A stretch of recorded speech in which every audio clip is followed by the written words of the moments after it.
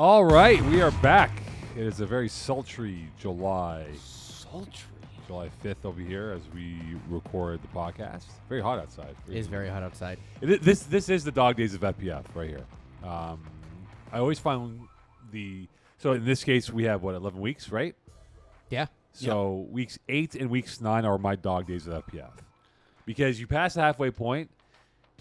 You're so close, but yet so far towards the conclusion of the season. And then there's a lot of bye weeks with the Saint Jean, Canada Day. Exactly. And now we get back to normalcy as of this Sunday. Go back to the traditional Sunday, Monday, Tuesday, Wednesday format of games. Thursday, whatever it is.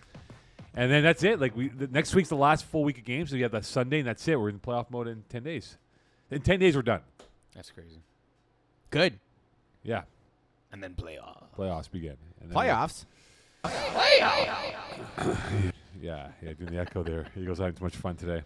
All right, so. Oh my God. Yeah, it's nuts. Can they hear this? Yes. Talk back.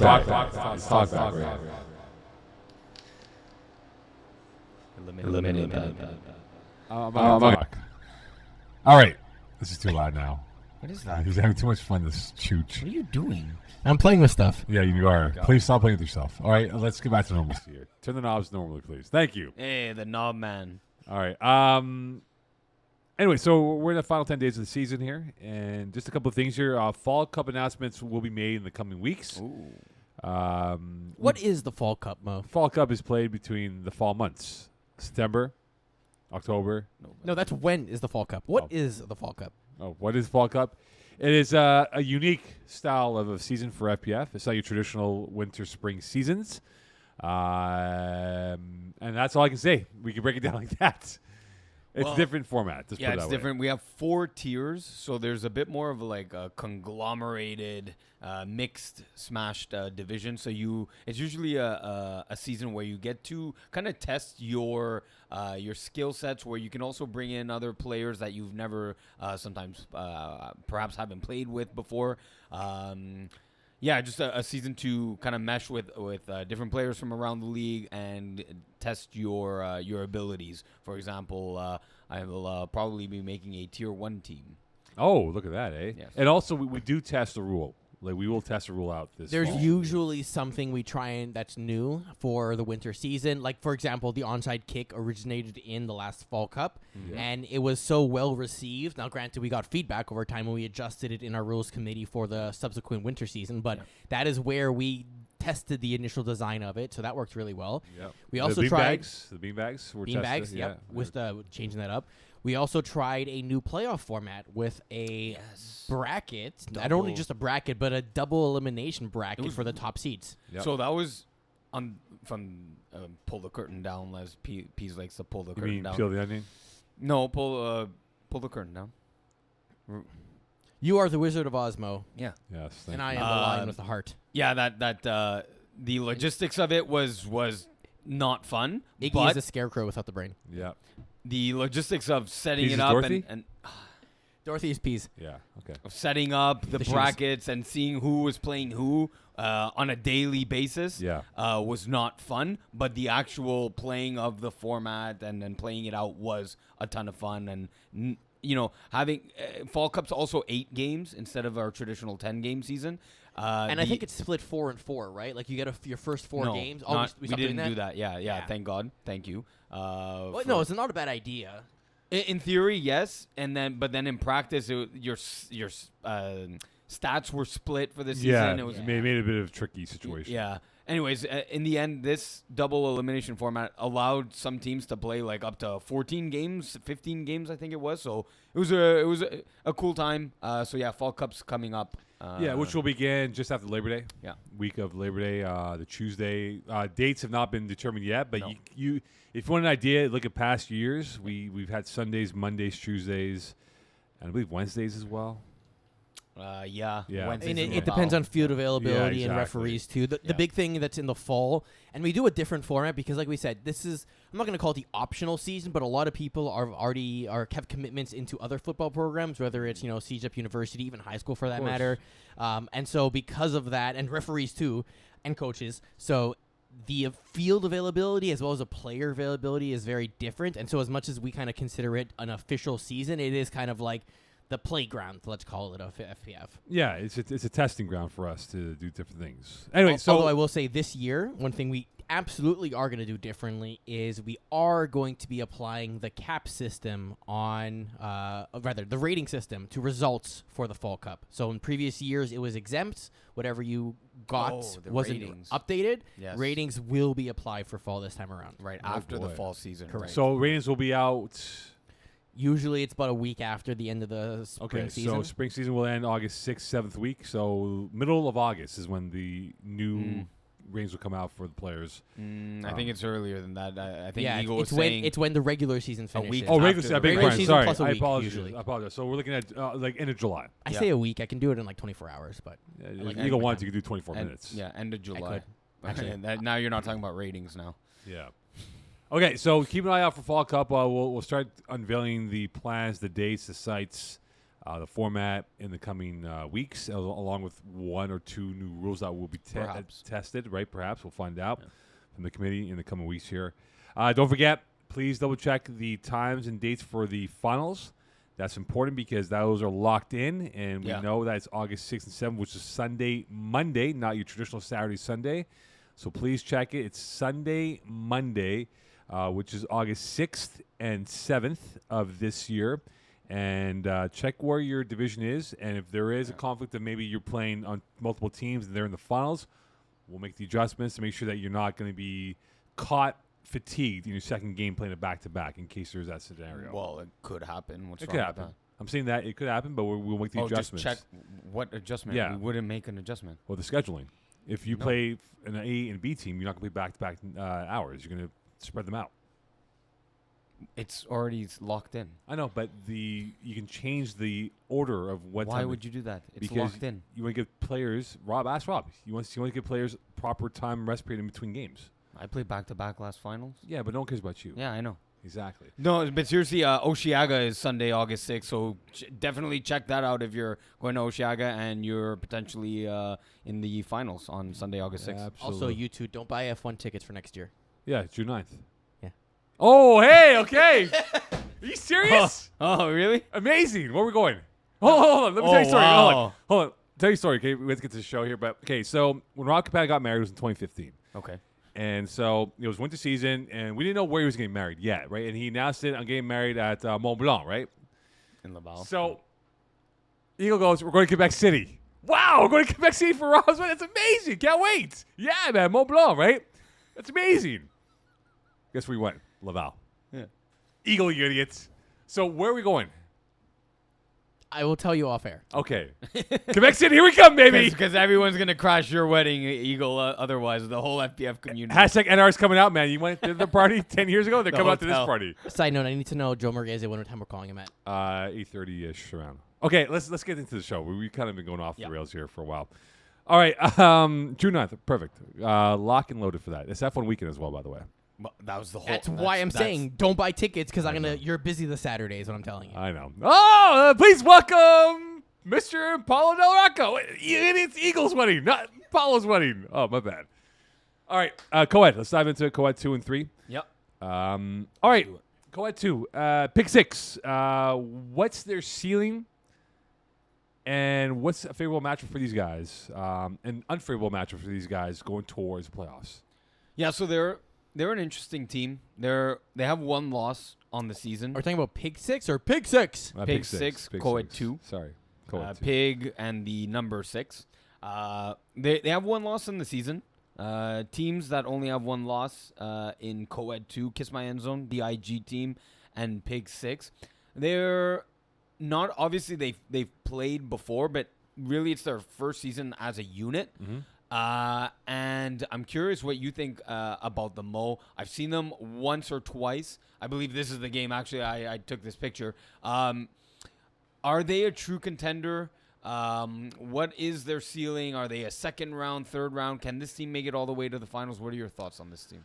So I've actually scorekept their games 3 times this year. Okay. In which they went, I believe, 2-1 in those games. And in fact, I will scorekeep them this week against the rookies. Okay. Yeah. So here's my feeling about this team right now. I think they're good. I think Mhm. they're good. I think Obviously. that they're 100% matchup dependent. Yeah. They ran through some teams rather easily, but then look, they had problems with Beeftons. You know, and Beeftons is not really the second coming of Alabama over here when it comes down to it. But then they'll beat up on Street Runners 46-6. Yes. So they'll show you, the good and the bad, maybe the ugly, all in the same game. Perhaps they could, yes. But, you look at a guy like Cesar Garcia-Diaz. He's great for them both ways.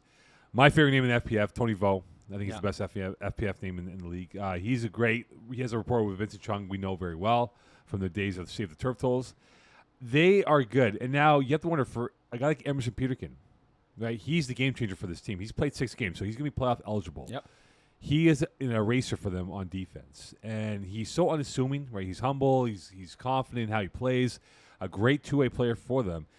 The more involved he is for Vincent Chung in the offense and on defense, that percentage points increases dramatically that they can win and go deep in the playoffs. If Emerson Peterkin is that guy that can carry the load. Oh, he can absolutely be. And my thing with this team, it's not about the males. The male receivers and defenders and rushers are probably one of the best in the division. My thing is the involvement with the female players. Right. So you do have Magali Ruel. She is leading, and I do like the depth that they show across. She is tied for first in touchdowns with 5. And she's kind of their only threat, though. Yes, being targeted. So it's not just the thing about being targeted. She's being targeted 20 times. Roxanne Rashidan, 14 times. So the targets are there. 12 receptions on 20 targets is good. The 128 yards is good. But then Ariane Boucher, Roxanne, 3 out of 14, 3 receptions on 14 targets for Roxanne. 19 yards, 1 touchdown. Ariane Boucher, fine, it was just 1 game. But then still, if it's just 1 game for Ariane Boucher, so they have only 2 female receivers. And where you're only really counting on 1 to be a playmaker on offense, there's teams that have better female players can take that away. Mm-hmm.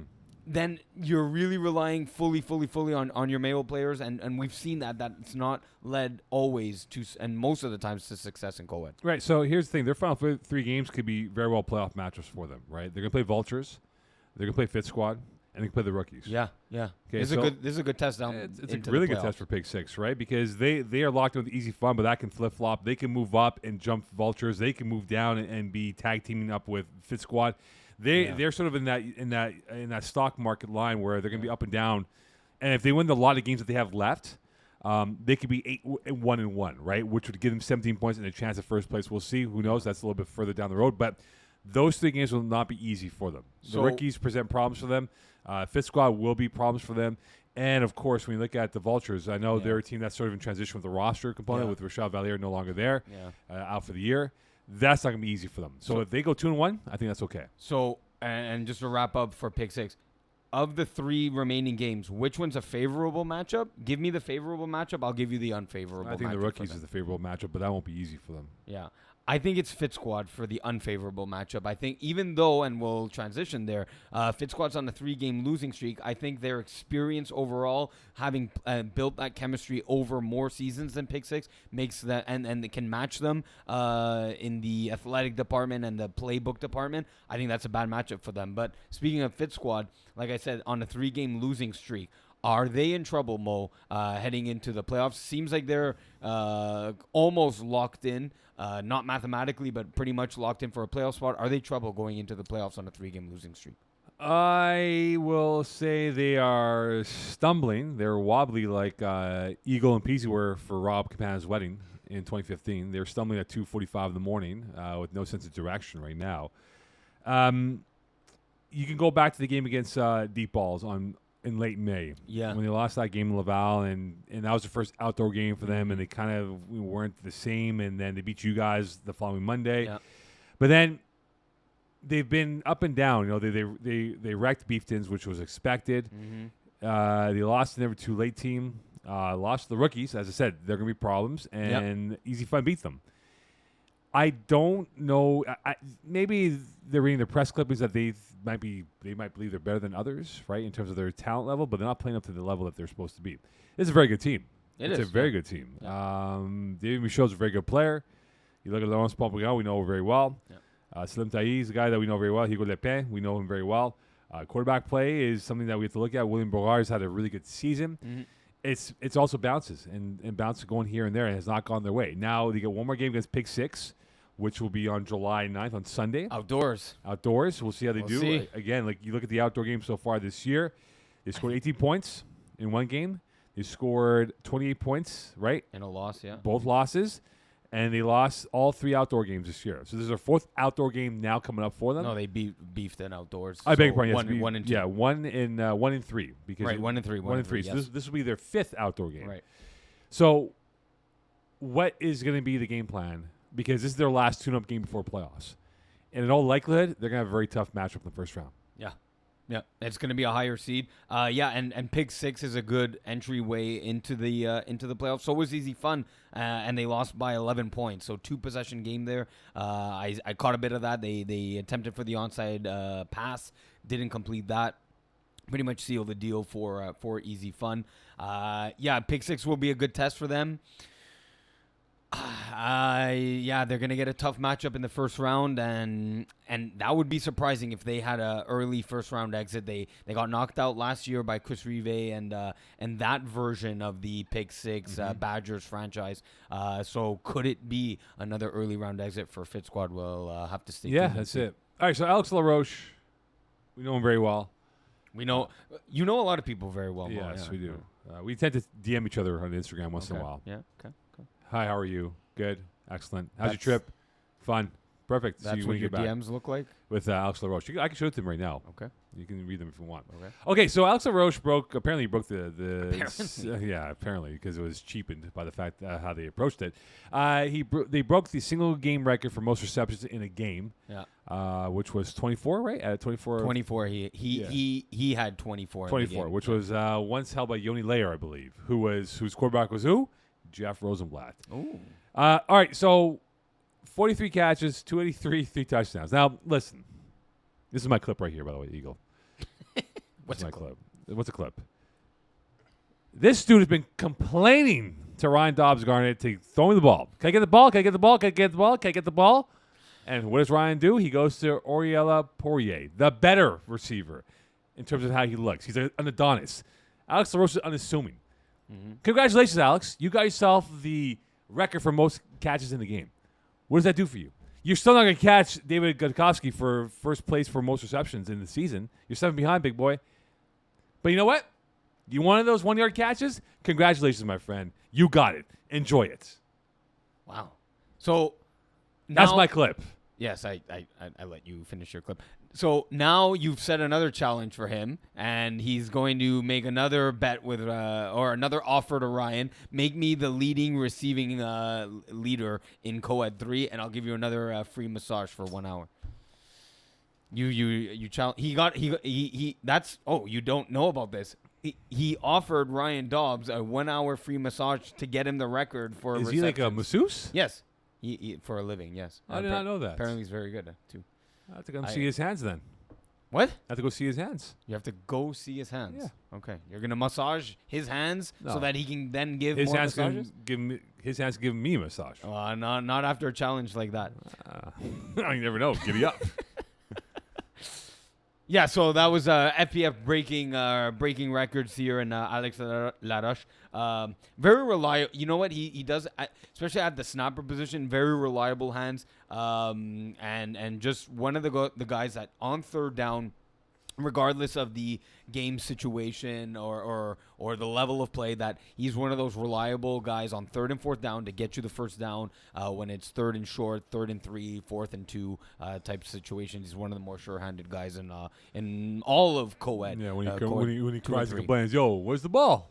Can I get the pass? Can I get the pass? 1 pass? 1 yard? Anyway. Yeah. Congratulations, Alex. You got the record. He's going to go break it now with someone on your receiving core.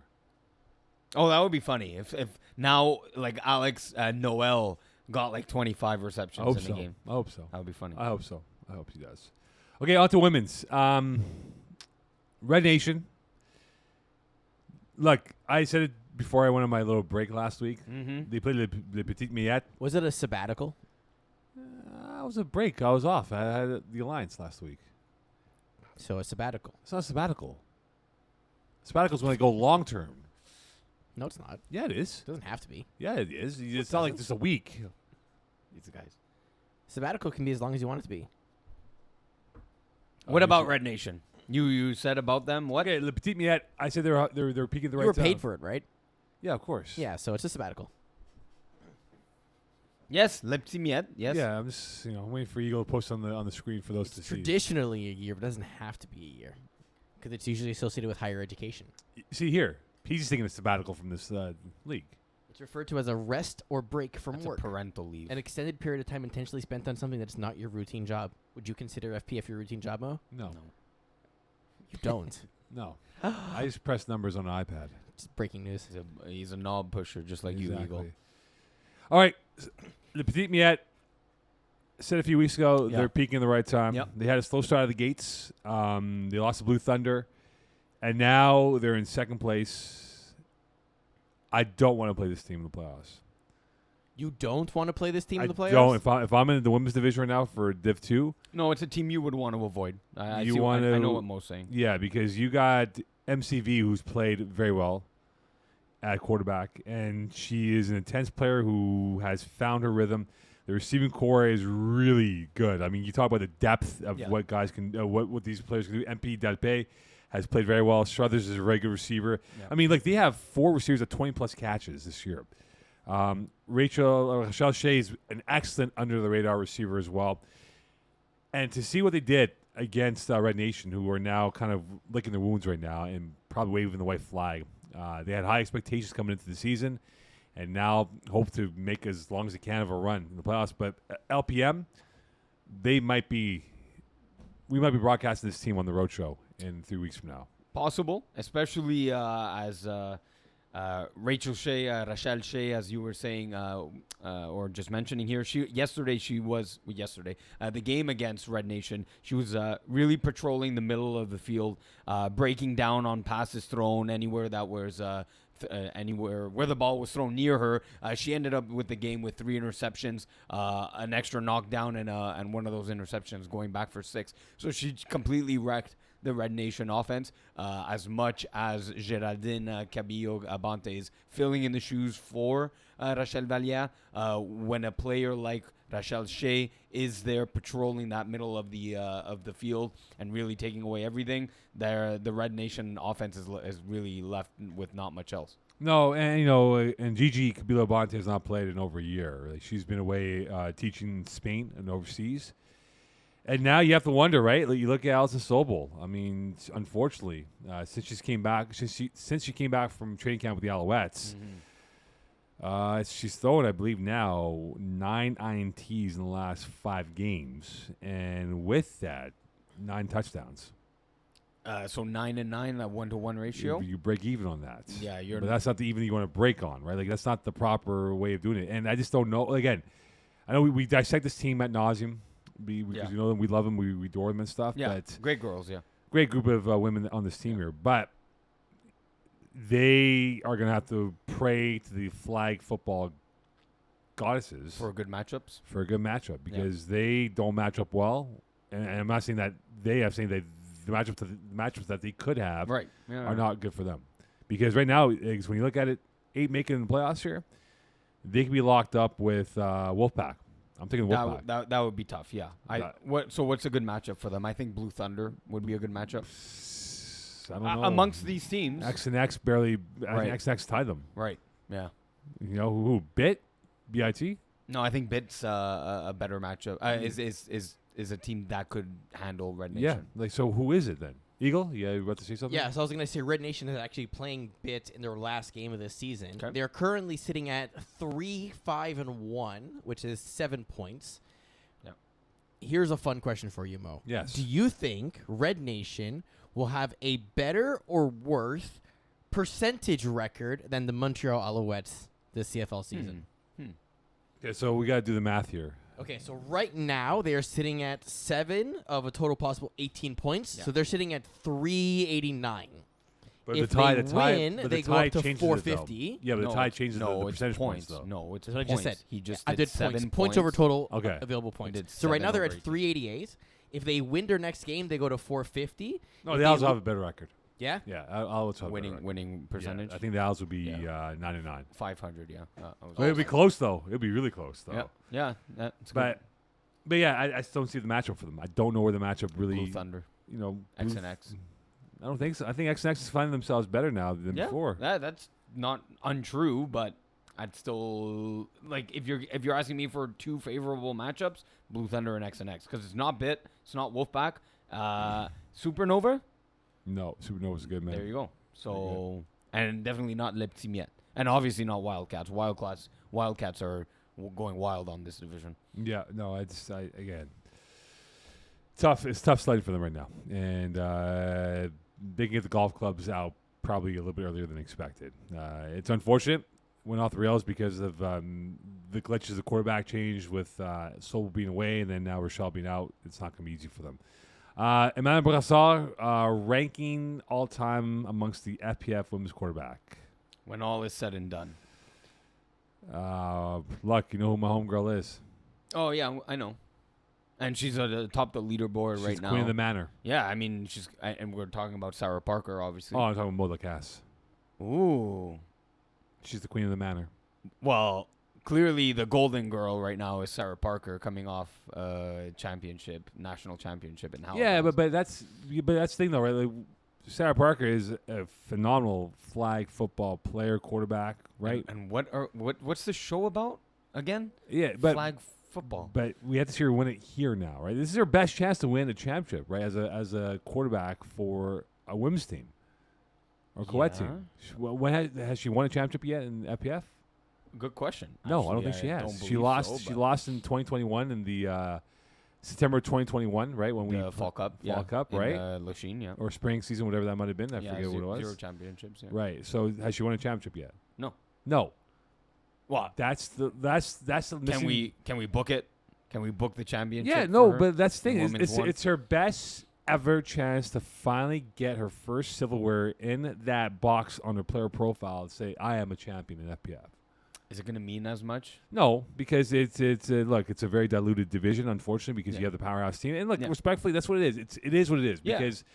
But Sarah Parker is a great player, and I am not going to take that away from her, where she can really put herself in that fraternity of elite Legends, quarterbacks if she wins winter season. Yeah. That is the cauldron of FPF, is the winter season. No disrespect to the spring or fall cups. No, it's just that's when the best play. And the most teams, right? Most teams play. Just the road to the playoff, the grind that it is, and just the level of competition. 100%. It just is the best, But right? this will be a great diving board sure. for her to get a championship now, to build her confidence towards January 2024. I think while I don't think winning it here and now in spring, even though yes, once you get that clinch of like, okay, I can do it, I think that she did more than that in the national championship, right? But we again, that's not FPF though. That's the best of the best. But she beat the best of the best. Sure, but that mentality, that finals mentality is something that wherever you go, you supersede that. And once you supersede it, and once you're like, okay, that's what it takes to win. Okay, now I can do it. And she's gonna prove it obviously here this season and for seasons to come. But to come back to Emmanuel Brassard, I think she's the next up and comer. You know, like in if we're looking here as Pease wrote in 2057, in the year 2057, what kind of legacy is Emmanuel Brassard? Look, especially if Was can pull up the ultimate upset in beating Sub-Zero in the women's final, I think already there that would make an absolute statement on her part. It'd be a stunning fall for Sub-Zero. And it would be on the hands of Emmanuel Brassard / Andréane Cadaret. Yeah, it'd be a stunning fall and it would be the biggest, arguably probably the biggest upset in FPF history. Right. I see great things for Emmanuel Benassal. Yeah, she's a very good quarterback. Yeah. A very good quarterback. But again, this is I can all... see her being like a top.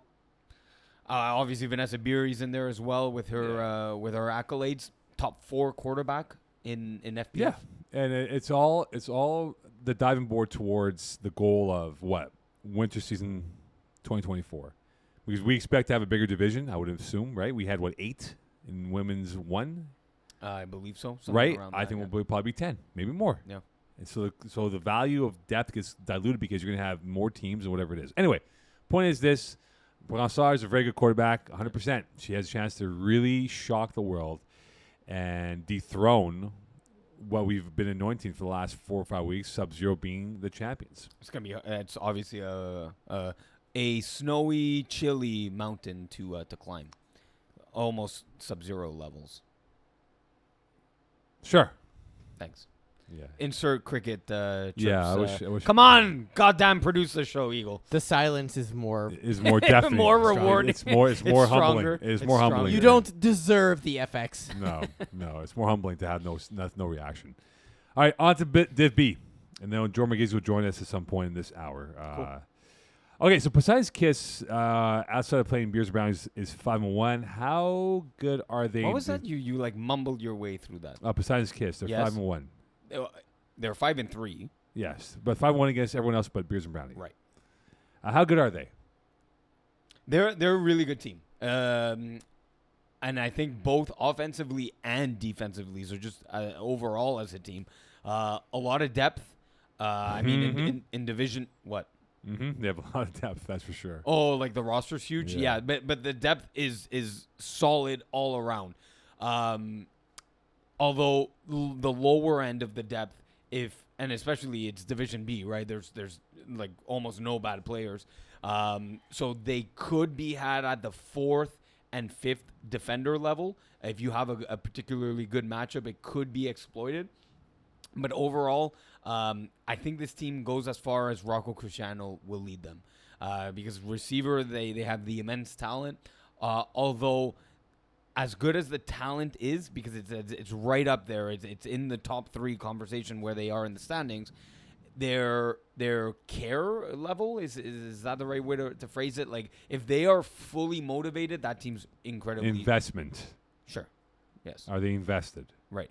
Their dollar investment. No, emotional investment, yeah, is a proper way to say it. If they're fully invested, fully committed, and really concentrated on the game, they are as unstoppable as they can come, and they can play in all types of games. The ambush game where they did lose, won 48-41. They can win in a shootout if it needs to be that. In a game against myself, Beers and Brownies on Tuesday night at Matty Vic, if they needed it to be a low-scoring, punch for punch, but not getting the final knockout, they were right in that game with one more stop.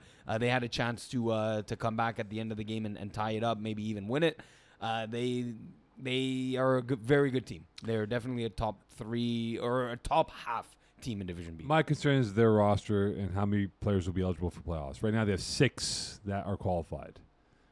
Yeah. They have some who are on the cusp of doing it. Yeah. Demario Cooper could be in there. Nick Grappini needs 1 more. Evan Vavinas needs 2 more. Valerie Shelder needs 1 Sheldon more. needs 1 more.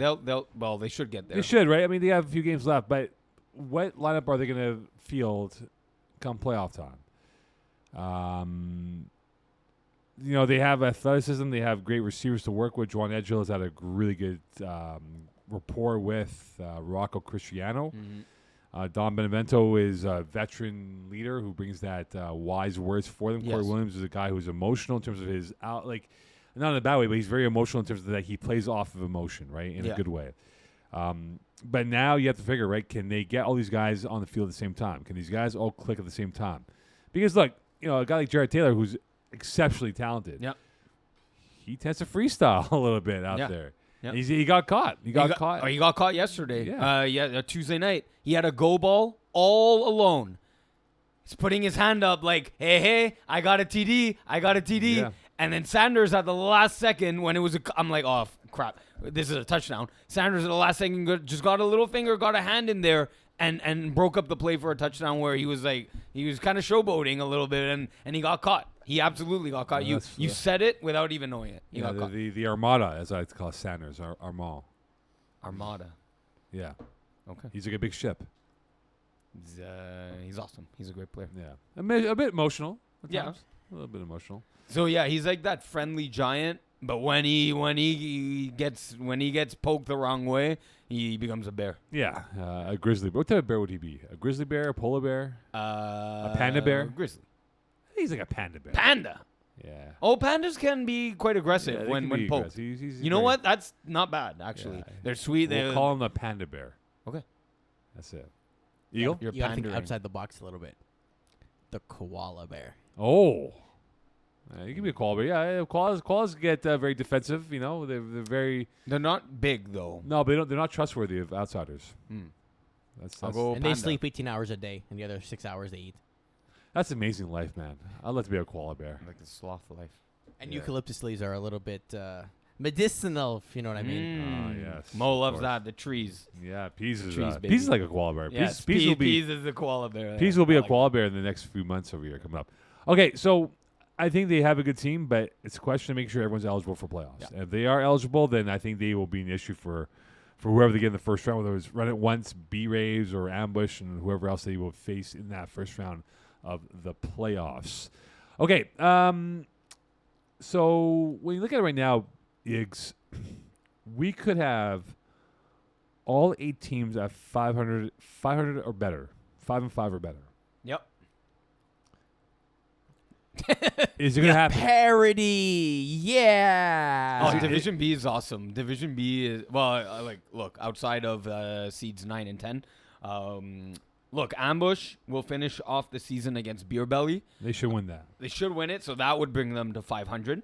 If you look at the B-Raves schedule quickly, they have Beers and Brownies and Beer Belly Brigade. Again, BBB likely a win. What is that? That would give them a 5-4, and so they're at worst 5-5, so another 500 team. Yeah. Out worst. Run It Once.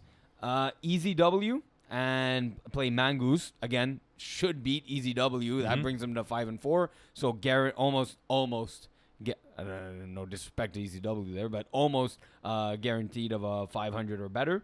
And what's the remaining would be Silent Ticklers, currently at 500 after suffering a 1-point defeat to Ambush, are playing Mangoose and Blessed. Okay, so that's the tough one. Are Silent Ticklers going to go 0-2 in there? No. I think they will. No, I think they're okay. Oh, but Jordan Panetta's coming back. Yeah, I think they should be okay. Panetta's coming back. That is a game changer. Yeah, actually. Panetta's going to use it as a warm-up to get himself back in football shape for playoff. Is he going to be rusty? I guess you're going to say no. He has a hand injury, right?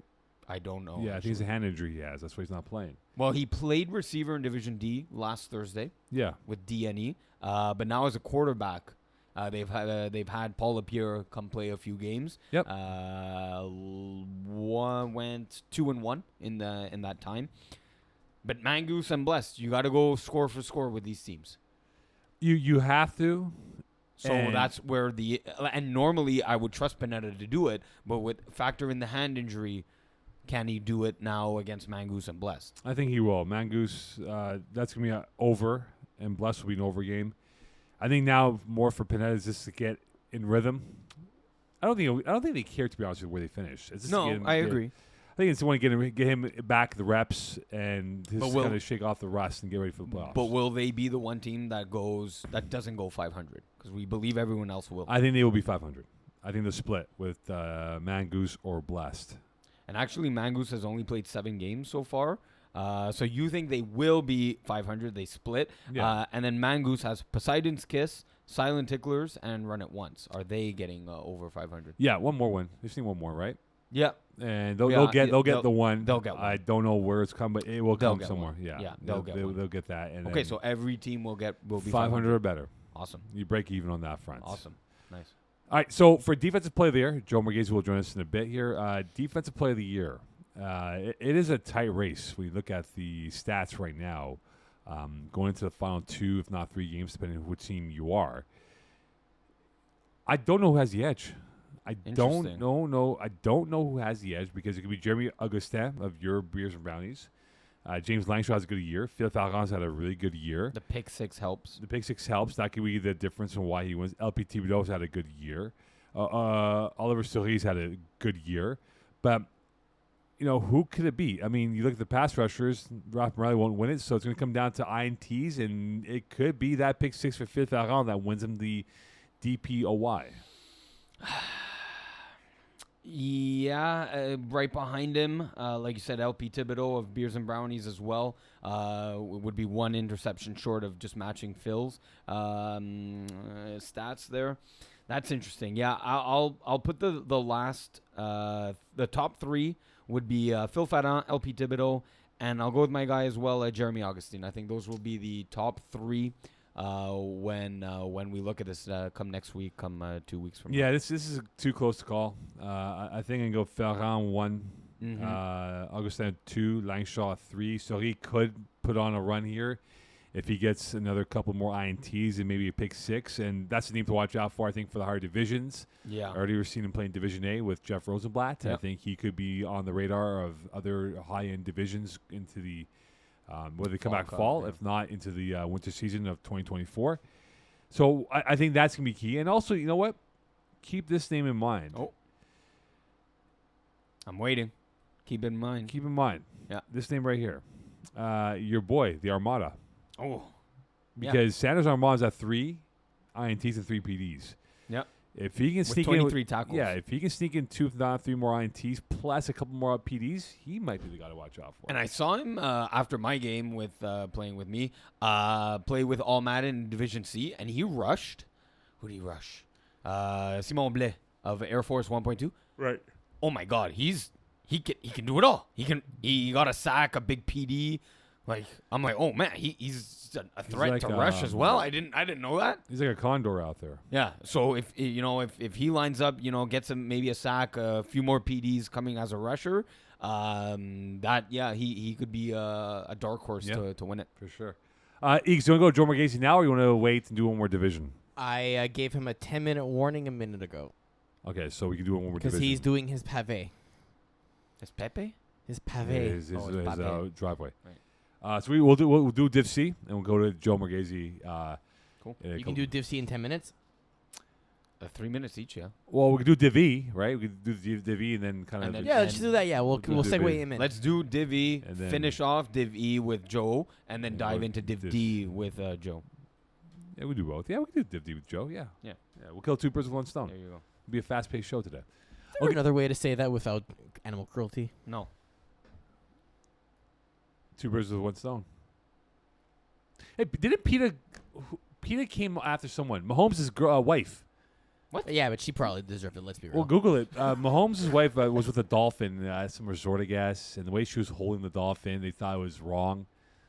Check it out. Check it out, though. Okay, let's go into Division E. Yeah. All right. I looked at it today for Division E in the standings. Yeah, she had a dolphin photo shoot. Yeah. Then again, PETA's also like a piece of shit organization, so. Yeah, PETA's very tricky. Very I thought you tricky. were talking about Jared Pita of Fit Squad. No. I don't know. PETA, man. Yeah, Pita. Yeah.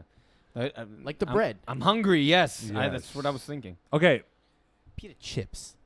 which are pretty good. Yeah. I got those for the finals. They were a little salty. You know, Adonis has some good PETA chips we can get. Okay. It was And Zatar. lasagnas. Yeah. I'm excited. We got. for Oh, it. by the way, we're gonna Yeah. do that. By the way, Yeah, looks I like know. we're pulling the I trigger on that I one. know. Yeah. Okay, I'm not coming. What? I forgot you're here, for the road show. Hey, Or am I? we have an eagle. Eagles here, right? The one Yeah, team. So you were looking at Division E, yeah? Yeah, the one team. Yeah. In Division E Yes, just one Just one. out of 22. that will be problems in the playoffs. That Not that will be problems in the playoffs. That's not in the top That- 5.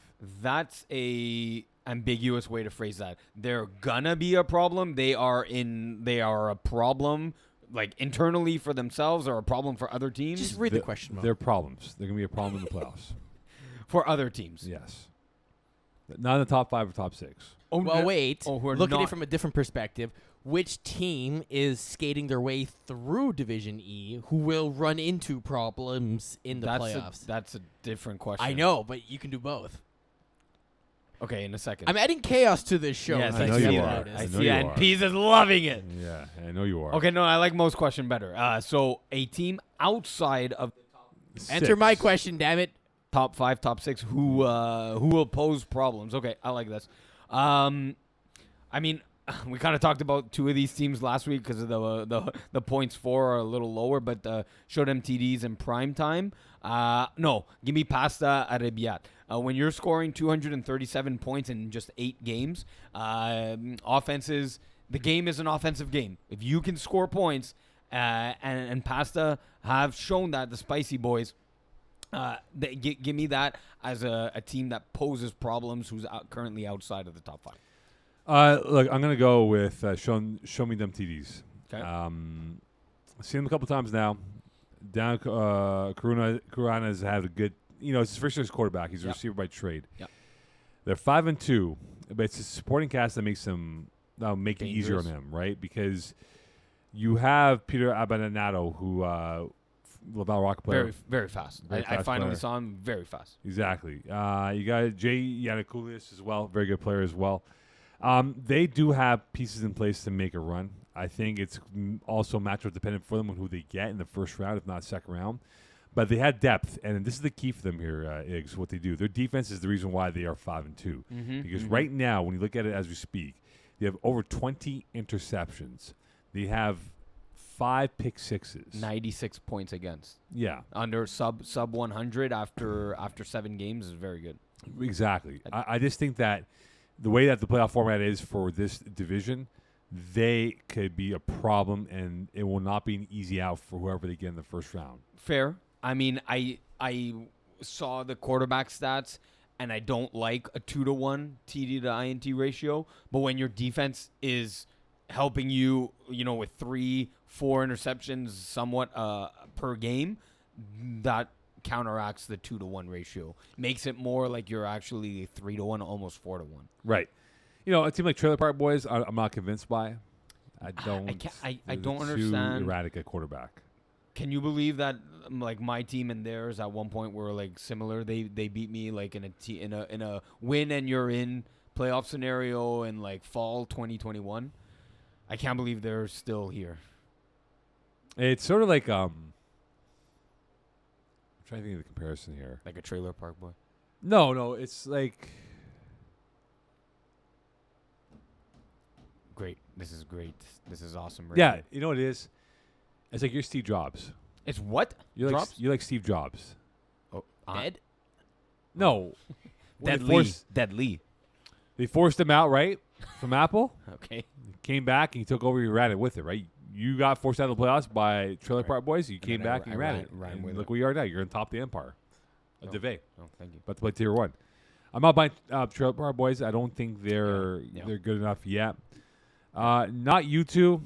They should be better, but they're not. But show me them TDs is my team. I'm circling right now. Ramfins is intriguing. Yeah, You know what? Yeah, you saw them in Laval. I did. Yeah. I said they have very cool uniforms. They're very happy. They go, "Thank you. You're the first person to stay from FPF." I go, The baby blue ones. they're nice, man. The logo's gorgeous. Oh, I didn't see the logo. I just saw It's a baby. ram and a fin.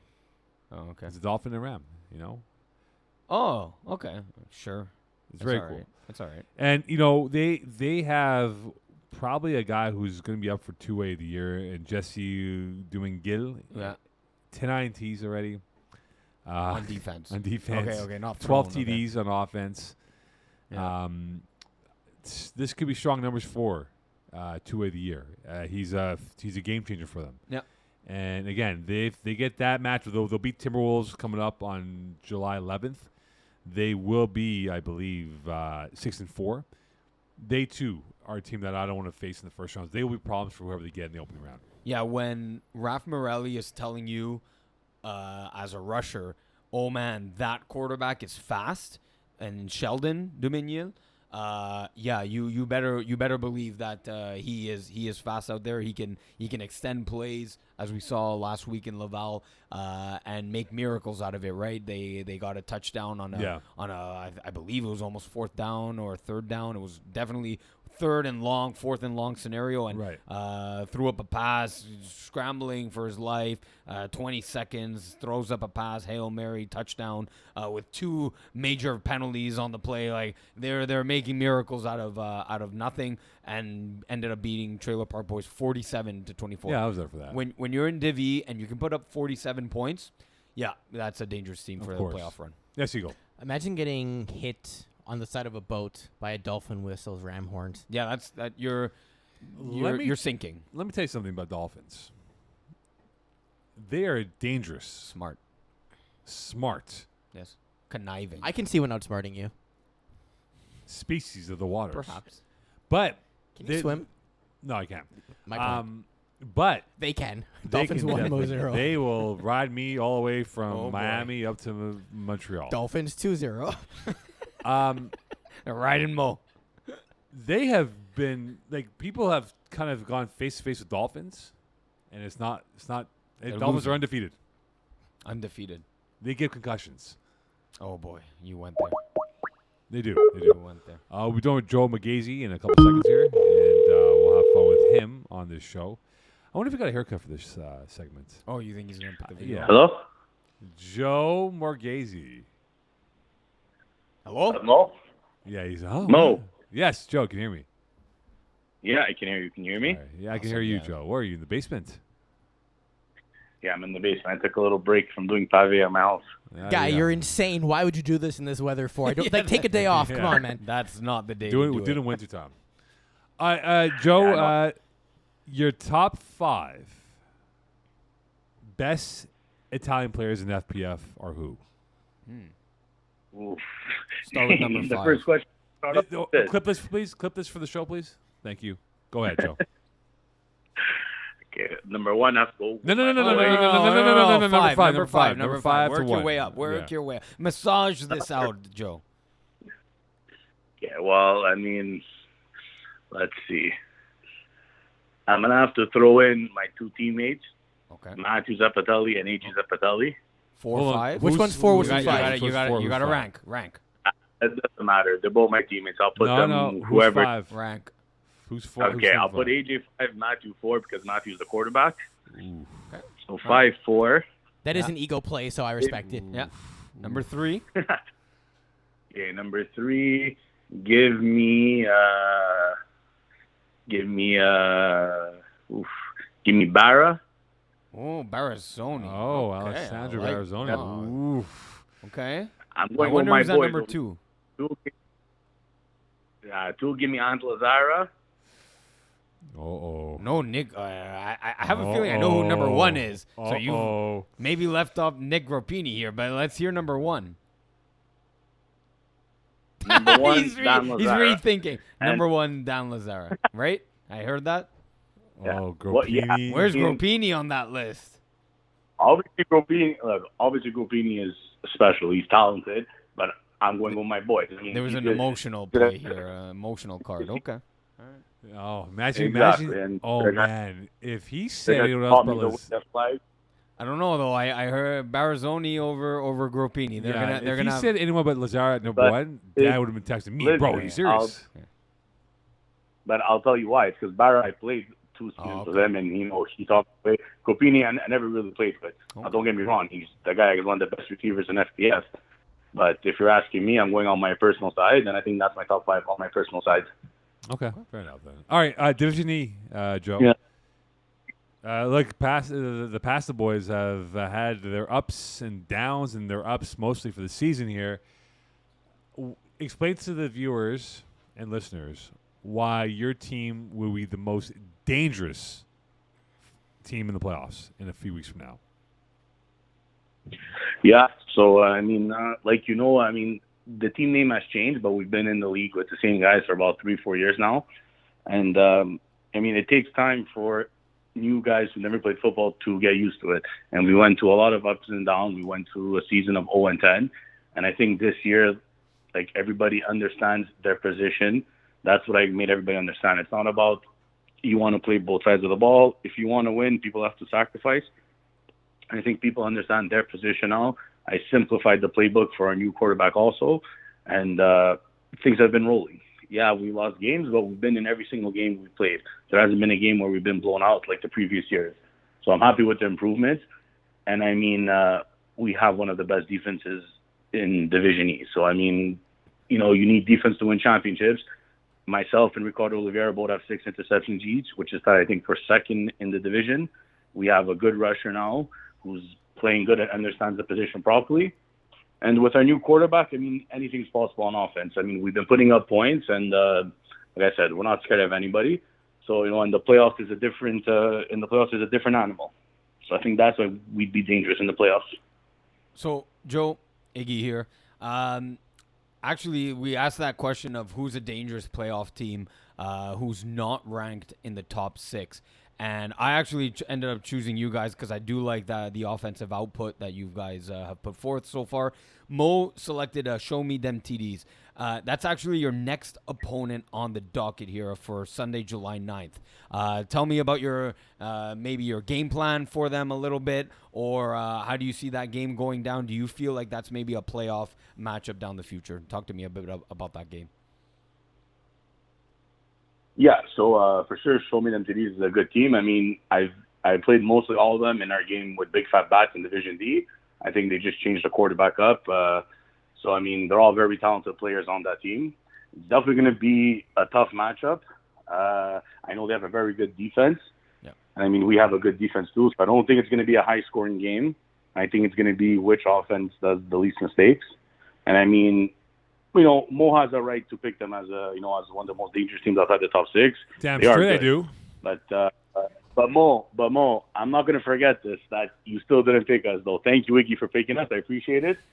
But my game plan for them, I'm not going to say it now in case they'll listen to the podcast. But, I mean, I've already played them, so I've seen who usually gets the ball, how they play defense. So, I mean, it's definitely going to be a good matchup, and whoever's scorekeeping it is going to have fun scorekeeping it. It won't be Mo gone, that's for sure. Joe, you're doing your pave now and everything, but I got to ask you, do you also have a jardin in that backyard, and are you growing the peppers for your arabiat sauce? Yeah, I have the peppers. I have plants, one regular tomato plant, a couple cucumber plants, and I also have a blueberry and raspberry plant in the jardin. Oh, so you're not putting that in the pasta sauce, are you? I hope not. The peppers, no. But no. Blueberry the blueberries. The blueberry hot sauce can be blueberries, no, never. The peppers, I was you going chop to say, them up thank and God, you put or them disgraziato over here. Yeah. No blueberries. Before Mo asks perhaps a more serious question, I'll continue with the food topic here. Joe, pasta ribiat, you got to give me your number one pasta, not including the sauce. Give me the number one pasta out there for pasta integrity, tenderness. What's your number one pasta? So let me ask the question differently because Iggy phrased this so poorly. Yeah. If you're making an arabiat sauce, what is the pasta you're cooking to go along with it? I said excluding sauce. Give me your number one pasta. It doesn't work that way. Don't ask an Italian to pick a pasta without picking the sauce. It doesn't work that way. Go ahead, Joe. I'm going to go with classic. I'm going to go with the classic Sunday at your nana's, the lasagna. The classic lasagna coming out on a Sunday at 12:30, right before football Sundays. That's the best for me. Joe won't be doing that in a couple months from now, Father Joe over there. Let's put it that way. No, does yours have a classic Napolitan, or is it a little bolognese in there? No, it's a classic Napolitan. You have a layer of ricotta, or? Sorry? You have a layer of ricotta in there? No, not inside my lasagna. My other grandmother sometimes put the eggs inside, but no ricotta. Yeah, mine did eggs and the little palinis, the little meatballs and everything. Those are really good. Yeah, exactly. That's another classic dish. Yes. I think Mo's missing out on stuff over there. Yeah, that's turn over here. Looking at your team this year, was there a turning point in your season? Like, I circled the FSU win as being your turning point. You were playing the big bad FSU team, undefeated at the time. You guys physically and mentally dominated them on the football field. Was that the turning point for you guys that you really believe that you can make a run this year for a championship? I think it was the game before that one, though, when we played cover 3 inches long, because they were one of like the 4 or 5 remaining undefeated teams, and we had one loss.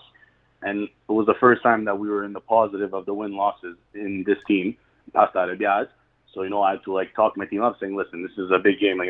People are looking at us differently now that we're actually 3-1. We're playing a 4-0 team, and we beat them 32-0.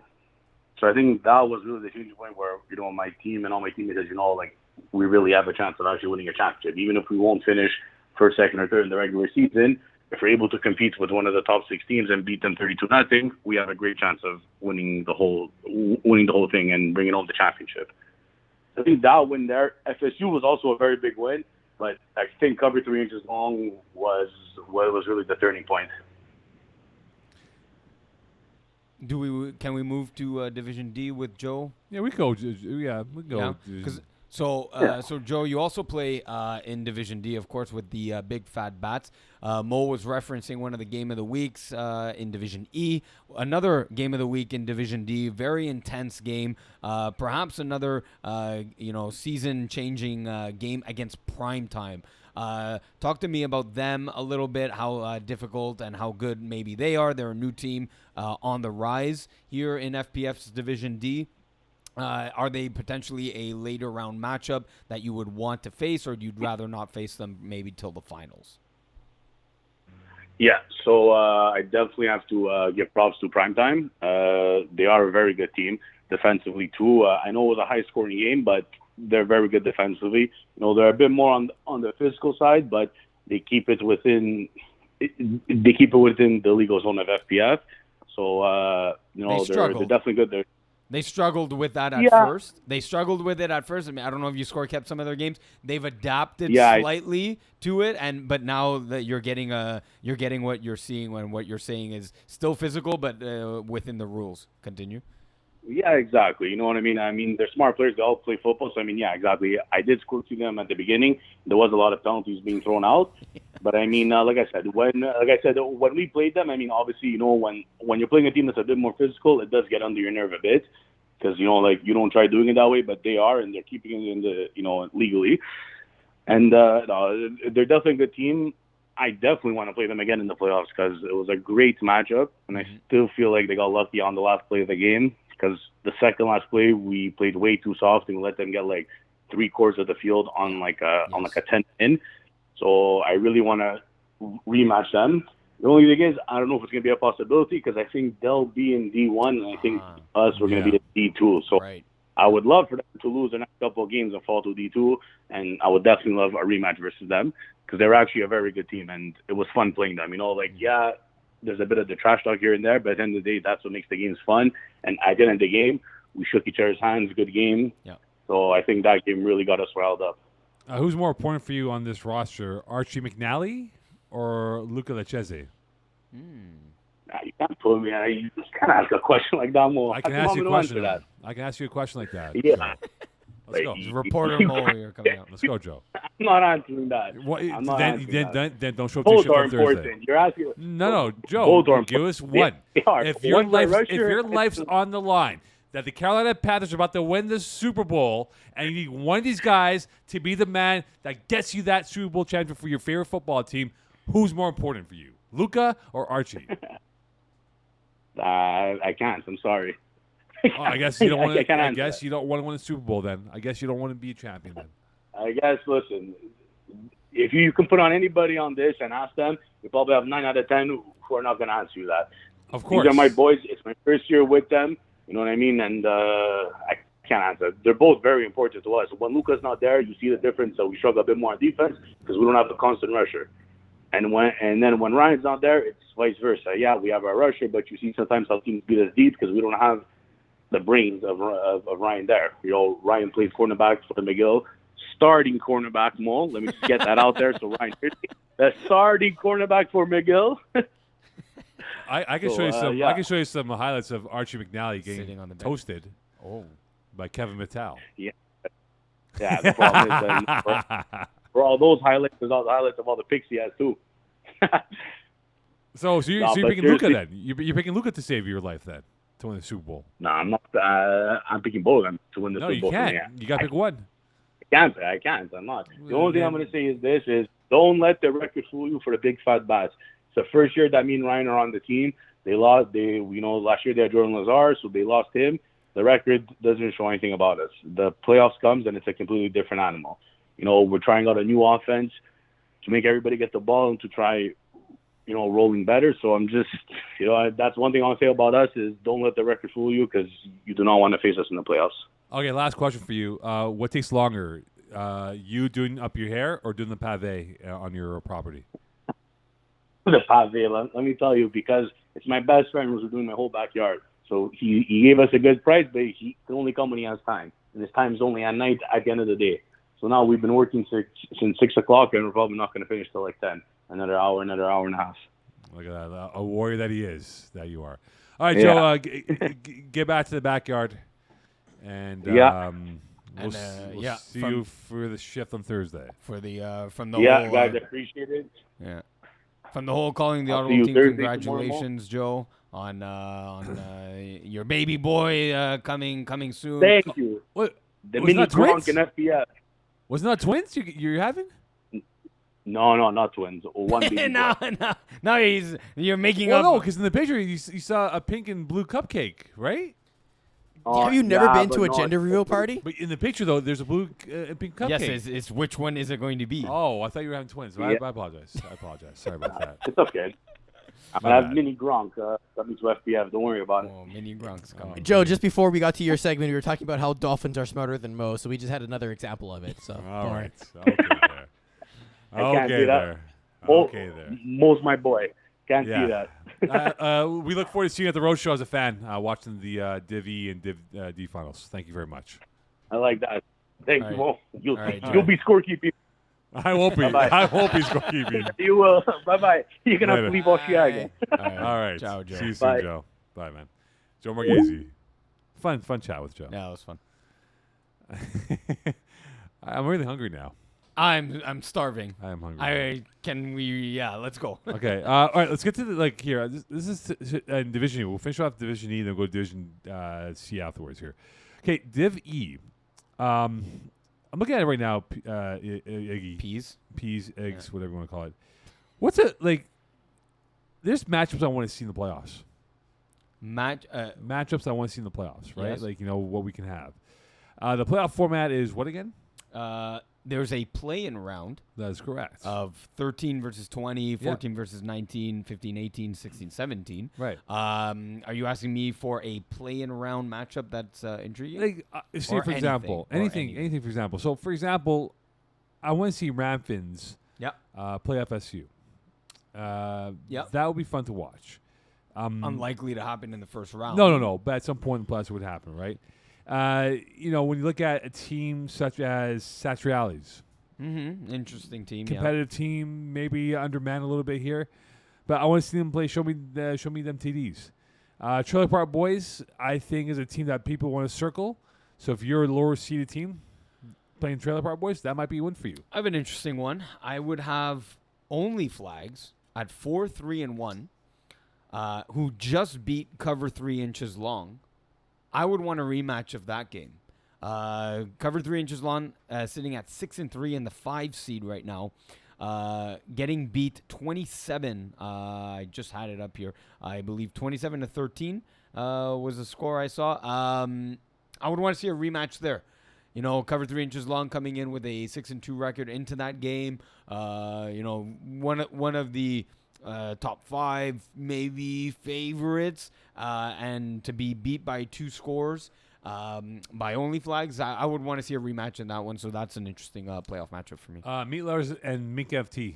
By the way, Mink FT hates you, by the way. Oh, I planted in their minds that you're the hater of their team. False Kings. We talked about it last week. But you didn't watch the show, so it's okay. I didn't because I was doing my work. I know, because you don't care about the show. I don't care about the show when I'm not working. I know that. That's what I just said. So we cleared the air. Yes, and we absolutely. We coined them. Pease said, False Kings, goddammit. And I said it was actually Iggy who called you guys False Kings. Yes. And Mickey FT's like, you tell Iggy. Yeah. He's right there on field 1. Feel free. Go tell him right now. Justin Neme come see me. Yeah. But again, you would know that if you watch the goddamn I'm show. saying I planted a seed in their minds that, hey, no, I want to see them against Meat Lovers. I know that's more of a top-end seed battle here. They both had 26-26. That would be good, yeah.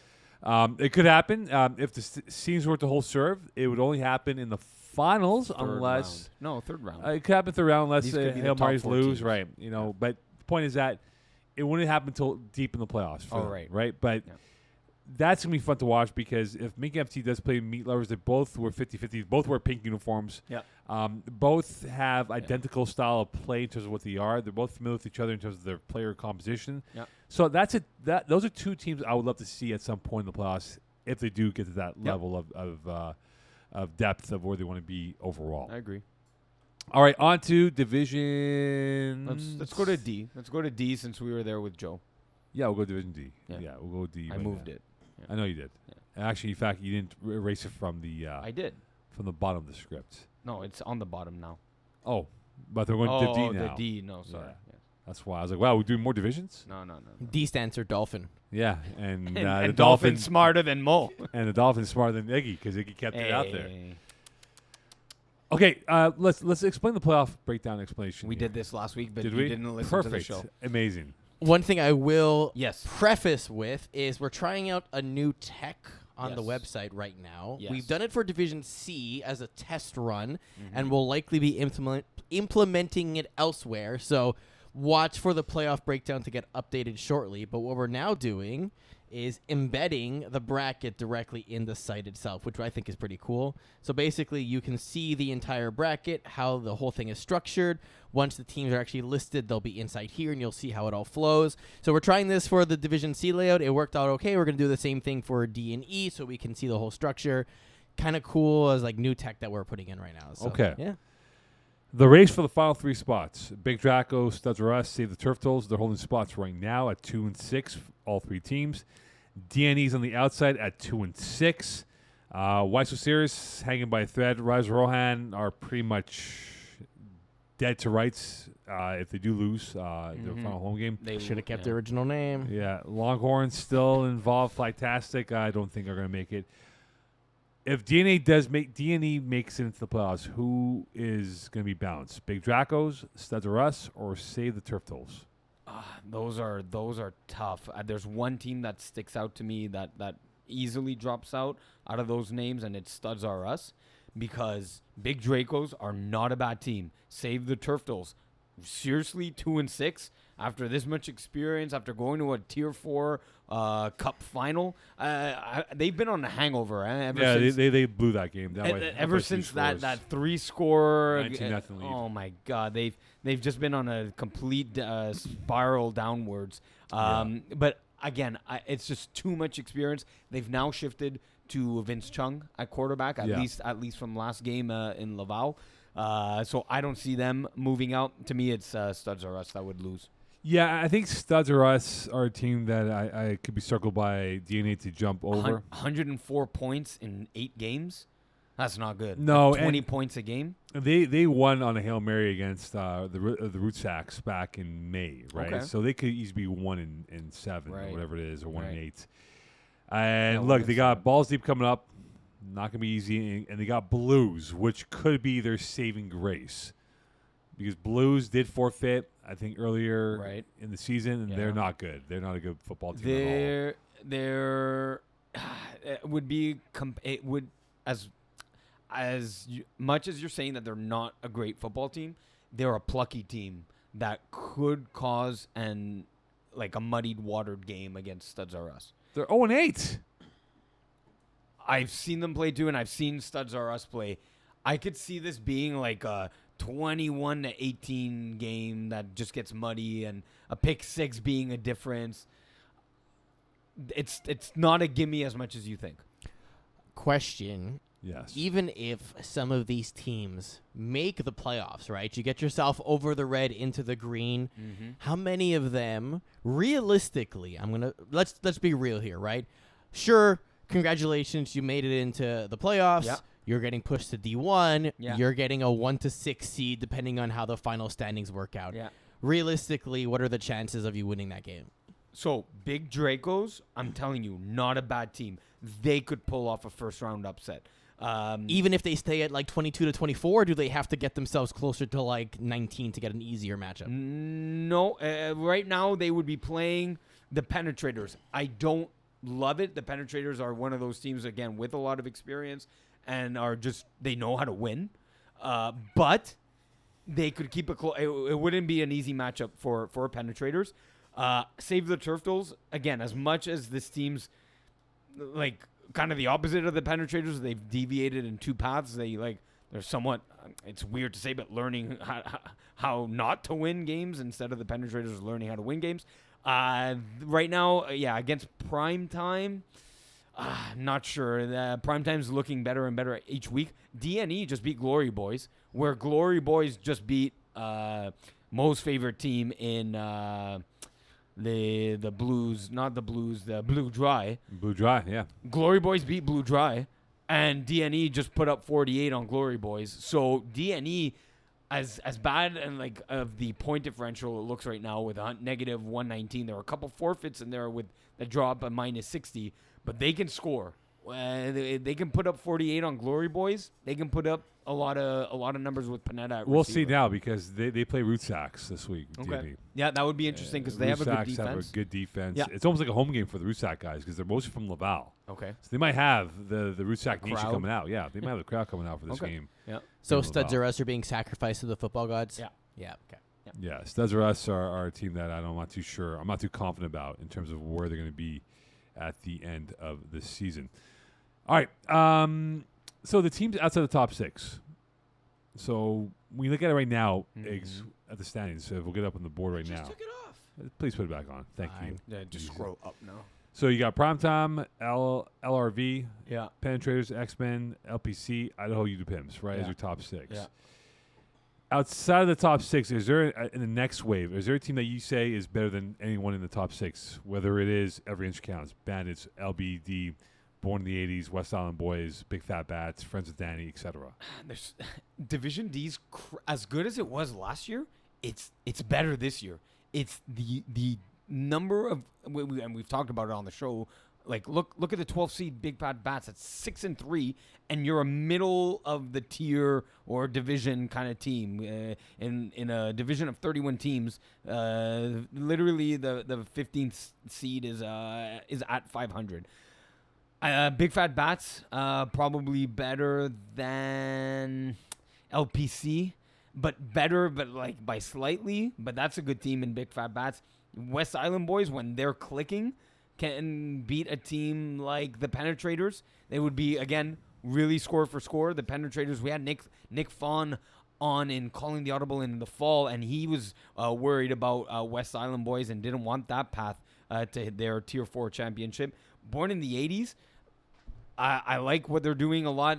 David Dandrad on both sides of the ball, whether it's picking off or PDs. He's a PD machine with the offensive weapons he's put around them. They're a good team. Man, there's a lot of good. Le Bleu Dry, as much as I said that they lost to Glory Boys, that's a team that could beat Le Renard Vif on a one-game sample size. And that's the beauty of one-game sample size, right? If you're just one mistake or two critical mistakes in one game, and any of those teams I just listed could beat any of the top six. Yeah, I think it's too bad the playoff format is what it is. What would you have rather seen then? I would have seen a bigger playoff format. A bigger playoff format, so include more teams. Yeah. I don't sucks because how does that help? So I don't think that helps because you're saying you don't like the split. No, split. No. So It's having more teams doesn't help that. I'm saying look at the quality of teams. You said it before, Eggs, right? You have 13 teams at 6 wins or better, Okay. right? You But mentioned- I don't. Okay, but I think cutting the line from 25 is you don't deserve it either. You don't deserve. No. I'm saying about the format that we have. Okay, so you're talking about the format, but then Yeah. you criticize the format by not having enough teams, and not having enough teams. Not what I'm is trying not. to imply is that unfortunately we won't have Big Fat Bats playing in X-Men. Okay, we but won't have. Okay, but Born in there's the still 80s. We're not gonna have that intriguing matchup. Like you heard Joe Morgese talk about. It's too bad we probably won't play. I forget what team it was he was referring to. Primetime. Primetime. Okay, but because we did playoff formats. Okay, but they might play Bandits the Hunsick. They might play Friends with Danny. They might play West Island Boys, born in the 80s. Sure, Le but Bleu Dry. I want to see them play the best of the best. But that's what I'm saying. This is really good competition in the middle of that pack. Yeah, but I want the middle to play the top. I think D2 might be better than D1. Oh, you're talking about the playoff? Okay, sorry. Took it off the. You meant the second playoff format. The Division D2 might be a tougher grind from rounds 1 through 4 than Division D1. Yes, Eagle. You about to say something? No, I'll find it first. Hold on. Yeah.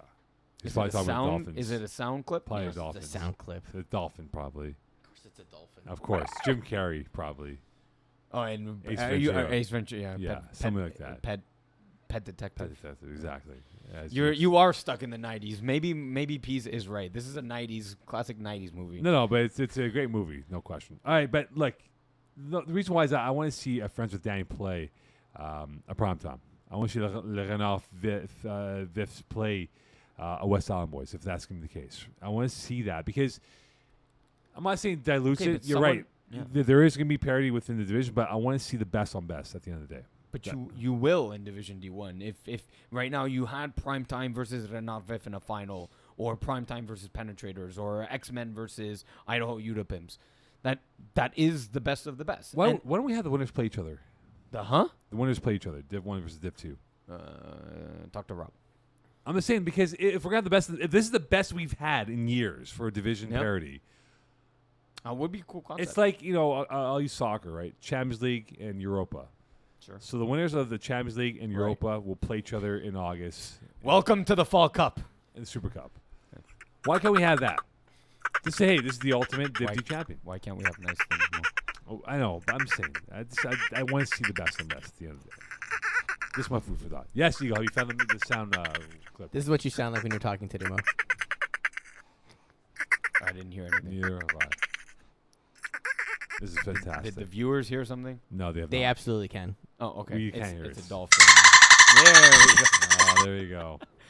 It's the new laughing. Eagle's like a dolphin at heart.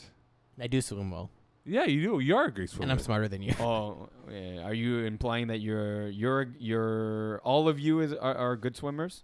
I don't swim, so I don't know how to swim. Oh, you got it. You got it. Yeah. Eagle. We'll call him a dolphin now. Dolphin. Finn.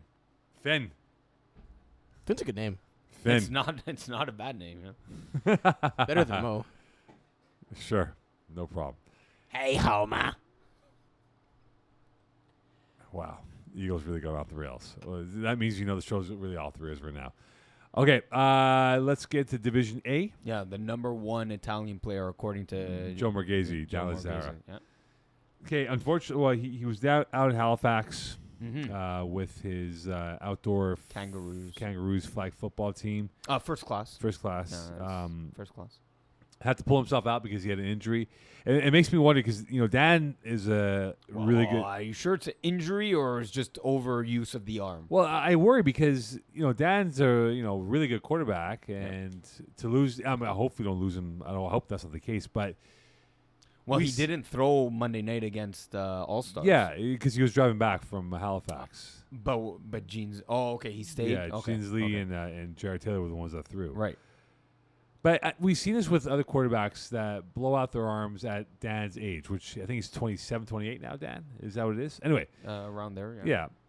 He did play a lot of football in a short period of time. Yeah. And it's a big field, too, right? Right. So I get it. Yeah. And he's had like these, I wouldn't say tired arms, but he's had these moments where he's like, my arm needs to relax and heal up.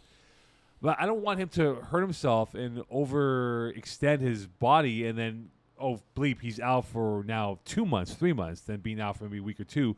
So how do you approach it if you are Star City with Dallas Zara? Because you don't want that arm to be tired going into what could very well be a first-round matchup against All-Stars in 3 weeks from now. Well, okay, let's also put this into perspective, right? If you're playing one game a week in FPF for an hour, you're throwing 40 passes, 30 maybe 40. another 20 in warm-up type 30 of thing. 30 to I'll 40. give you 30, fine. 75, right, in a week. He probably did 75 every 2 hours during that tournament, and he played multiple games. So it's not like the stress on his body coming back into it is going to be that bad. Now, granted, playoffs are condensed schedules, but it's Division A, so there's not that many games anyways. I think he'll be okay. Maybe eat some lasagna. Feel a little bit better now that he's back type of thing. With ricotta.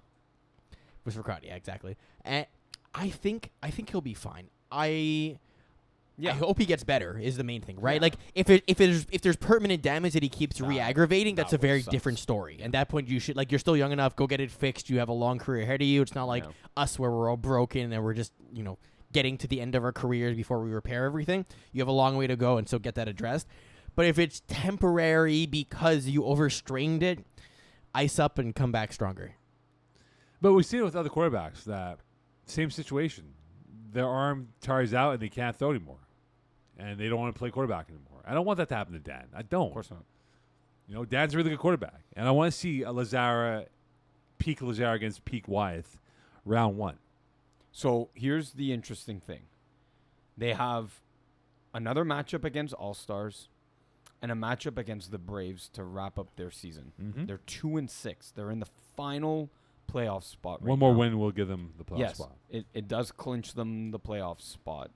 If and only if Bless Up doesn't win up the next 3 games, which would be against Party Crashers, KGP, and Jamesons. Because they need to win out because they have the tiebreaker All-Star Star City do over Blessed. Who have a game in hand. Yes. Yeah. But if they win out, and that's the question, so let's start with Star City. How are they going to fare with or without Lazara against All-Stars and Braves? If they have no Lazara, they're not winning both games. Exactly. So they could go 0-2 if Lazara doesn't play. So does that maybe force, I don't know, is that the right word? Force Lazara into the lineup. It only becomes relevant, that question, If Bless Up wins cash 2 in games. 2 games. Well, cash in the first game. That even then there would be both 2-6. Yes, because and Star City has at that point, right. if they're both 2-6, then Lazara has to win that game. The Braves game. Exactly, because that means it puts more on Star City to say, okay, we have to win that game now, because all they would need for Bless Up, which would make it a 2-4-1 question here, is that look, you got Party Crashers, KGP, and Jamesons. Yeah. Party Crashers have been playing great. I don't think they KGP's in a fight themselves because KGP, right? You think about them. Yeah. If Bless Up were to beat them, yes, then you have a tiebreaker over them, and then you have the fact that Jamesons, who've been up and down, we've hyped them up, they've hyped themselves up quite dramatically. So if they cash in, first off, if they can beat Party Crashers, Bless Up, it opens up the seed of doubt for Star City to say, okay, now we have to win. Yeah. It's all based on that one extra game now. I think the big one is KGP Bless Up. Yeah, that would get everyone at 2-6. But if Party Crashers, if they beat Party Crashers and they beat KGP, then pressure's on Star City. Yeah. One more thing to point out, Star City, they're playing their games back-to-back, right? Sunday, Monday. It's going back to that Lazara arm issue. That doesn't help. But also, Braves, they're playing Monday. Braves are basically right now in another football tournament that are playing a ton of football themselves. They're probably going to be a little bit tired and coming back from that trip. But also, Star City is going to be missing, drumroll please, AJ Gomes for these games. All right, yes. So, yeah. There's a lot of angles in this final 2 weeks of the season here, right? It's almost like the storylines write themselves. Yeah. And by the way, FYI, when the Braves played, what was the winter team name for Lazara's squad? Kangaroos, right? Mokanmo problems? No, Kangaroos. Kangaroos weren't too happy with Braves because if you remember in the winter season, the Braves went to Florida for a tournament in Orlando. Okay. And they forfeited the game against Kangaroos. Okay. And they weren't happy about that because it was a 60-0 loss because, again, they forfeited the game. So just imagine now, right, with the Braves, as Eagle made the point right now, with them in North Carolina for the tournament, are they going to be back in time? Are they going to be fully energized to play? What does that have to do with the winter season forfeit? I'm saying the history with these two teams. Uh-huh. The fact that the Braves went to Orlando and forfeited the game back in... And are you suggesting they're going to forfeit again? You never know because they're locked in. They're not going to move up any higher, right? They're going to be locked as a 4 or 5 seed at this point. Okay. So the Braves might say, you know what, bleep it. We'll pay the $100. We don't care. Uh-huh. And you don't think they would maybe just get any team to suit up? But then it's not the Braves, you're saying. Exactly. And so that could squeak in Star City. Because what do the Braves have to play for now? Nothing really. No, They're not playing for a top 2 seed. Yeah, no. They're going to be locked in, and you know the Braves, they don't care where they finish, right? They're yeah. going to be probably Again, talked about this last week. If you had listened to the show. No, because I was working. Yes. Okay. Yeah. Yes, because we only film and we don't post our show on the internet that you can watch while you're not working. If only there were clips that would summarize our show. Yeah, exactly. Don't forget to like, comment, and subscribe. And follow us on Instagram and Twitter. Thanks, Henry. Henry, nice friend. Henri, please. All right, fair enough then. Anyway, there's a lot of moving parts. Yes, really interesting. Yes. Down to the wire this season will come. Okay, so Bless Up. Do you have enough clips for that for Bless Up? Yes. We talked good. about that. Okay, Yes. we're good for Bless Yeah. Up. Fair enough. Okay, second place is intriguing right now Mhm. because we have the race with Party Crashers, Ryan Lumiere, and Jameson's, right? Guess what I'm gonna say? Yeah, I know. But right now going You to don't know. Yeah, I know what you're gonna say. But right now going in, who's got the edge to get that number 2 spot? Party Crashers, and it doesn't matter because All Stars will be the 1 seed. Party Crashers will be the 2 seed, and that's all that matters because And if you're wrong, what happens? because all they need is the 2 seed because that's when they would meet All Stars in the final. Watch last week's episode. Okay, I'm going to take over hosting for a second. What format would make positions from the regular a week season one bye. matter? So that- you're required to have 8 teams, let's say, that make playoffs. But how do you make it interesting such that seeding actually is important? that 1 and 2 either get a bye or are a double elimination team? Cool. That No? would work. No? That could work. Yeah. Right.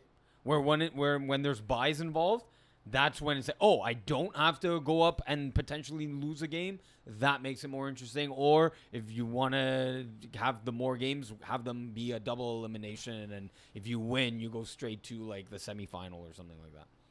We did that before, though. We did that when it was 4 teams. So, although different from last week, Ryan Lumiere is really looking good this season. Well, they So- picked it up, though, since week 1. They looked really good against NR, beating them 40-26 on Monday night, Tuesday night. I'm watching a lot of games. Yeah, it was Monday night. Beating them, beating Bless Up, putting back-to-back weeks with 40 points. Where do we I don't think they'll reach Party Crashers, but are they when they're a full lineup? I was gonna ask if they're better than the Jamesons, but Jameson's full lineup is really stacked. Jameson's underachieved, though, this year. They haven't been a full lineup week in and week out. Like I told Jeff Rosenbach, we'll have you in the broadcast booth for the finals. Yes, I know. He doesn't believe you. Oh, but they just underachieved, though. Like, like all the hype, all the firepower, all the glitz and glory, the stardust on this roster, and they look like an underachieving team. Like, they beat All-Stars, All-Stars, yeah. who didn't have Pat Jerome that day Okay.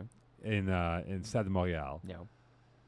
Lost to But the then they Braves. get crunked by Star City. They lose by 4 to Party Crashers.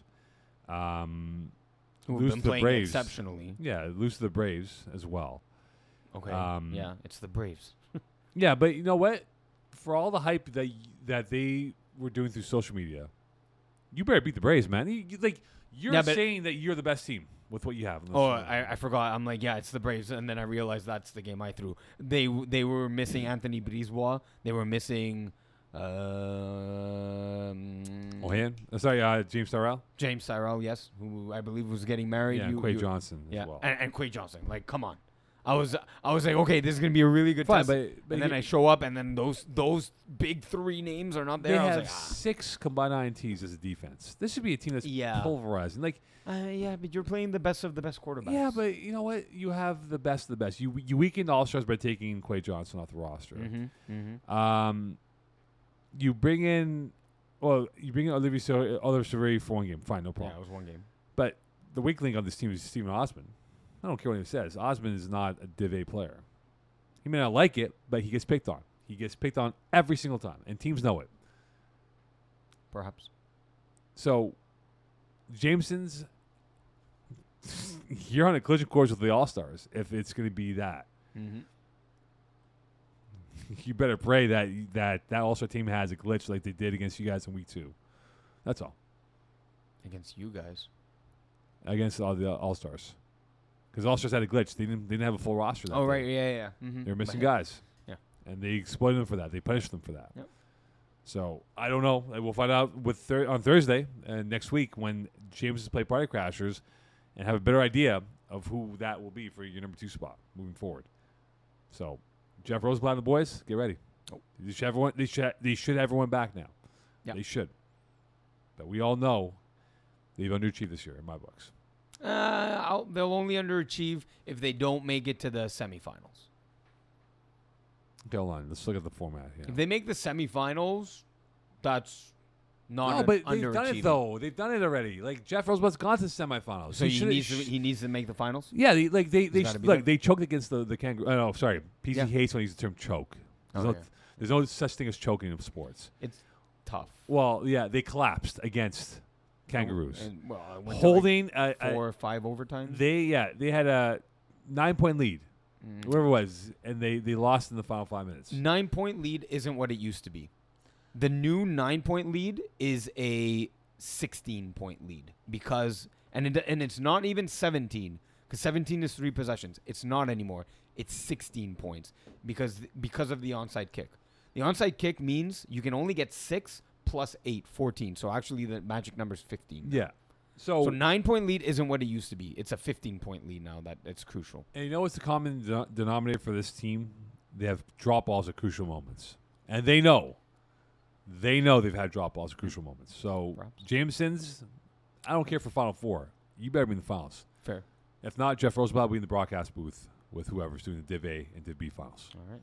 We'll see it on Instagram for sure. Exactly. All right. It is now time for... We missed a whole We didn't do Division C, Mo. Oh, oops, my bad. Time for Division C. Division C. Yeah. Yeah, someone wants to get I out of felt here. like it was something like, oh, wait, we're missing something here. We moved it. Right. Day by yes. day, man. Flippers looking so much better as a host. Put the laugh. Get the sound. Already bite. closed it. It's not coming back.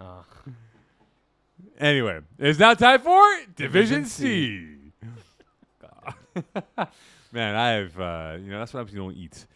Okay, the final 4 playoff spots in this division right now. Mm-hmm. Dirty Birds, top season, Junkyard Dogs, Never Overtime. I think Never Overtime's okay. So Dirty Birds, top season, Junkyard Dogs, Green Munches right now, and Trap Stars. There is a slew of teams trying to get into that final 3 spots. You're lucky the seeds and the not the seeds, but the teams in those seeds have changed because guess what? We talked about this last week. But new set of teams here in the conversation. Exactly. Yeah. Right now. Once again, can I go, yay, parody? Yeah, I love Division C like B. Division C is crazy. Crazy competition. It's week in and week out. Any team can beat any team. It's crazy. I love it.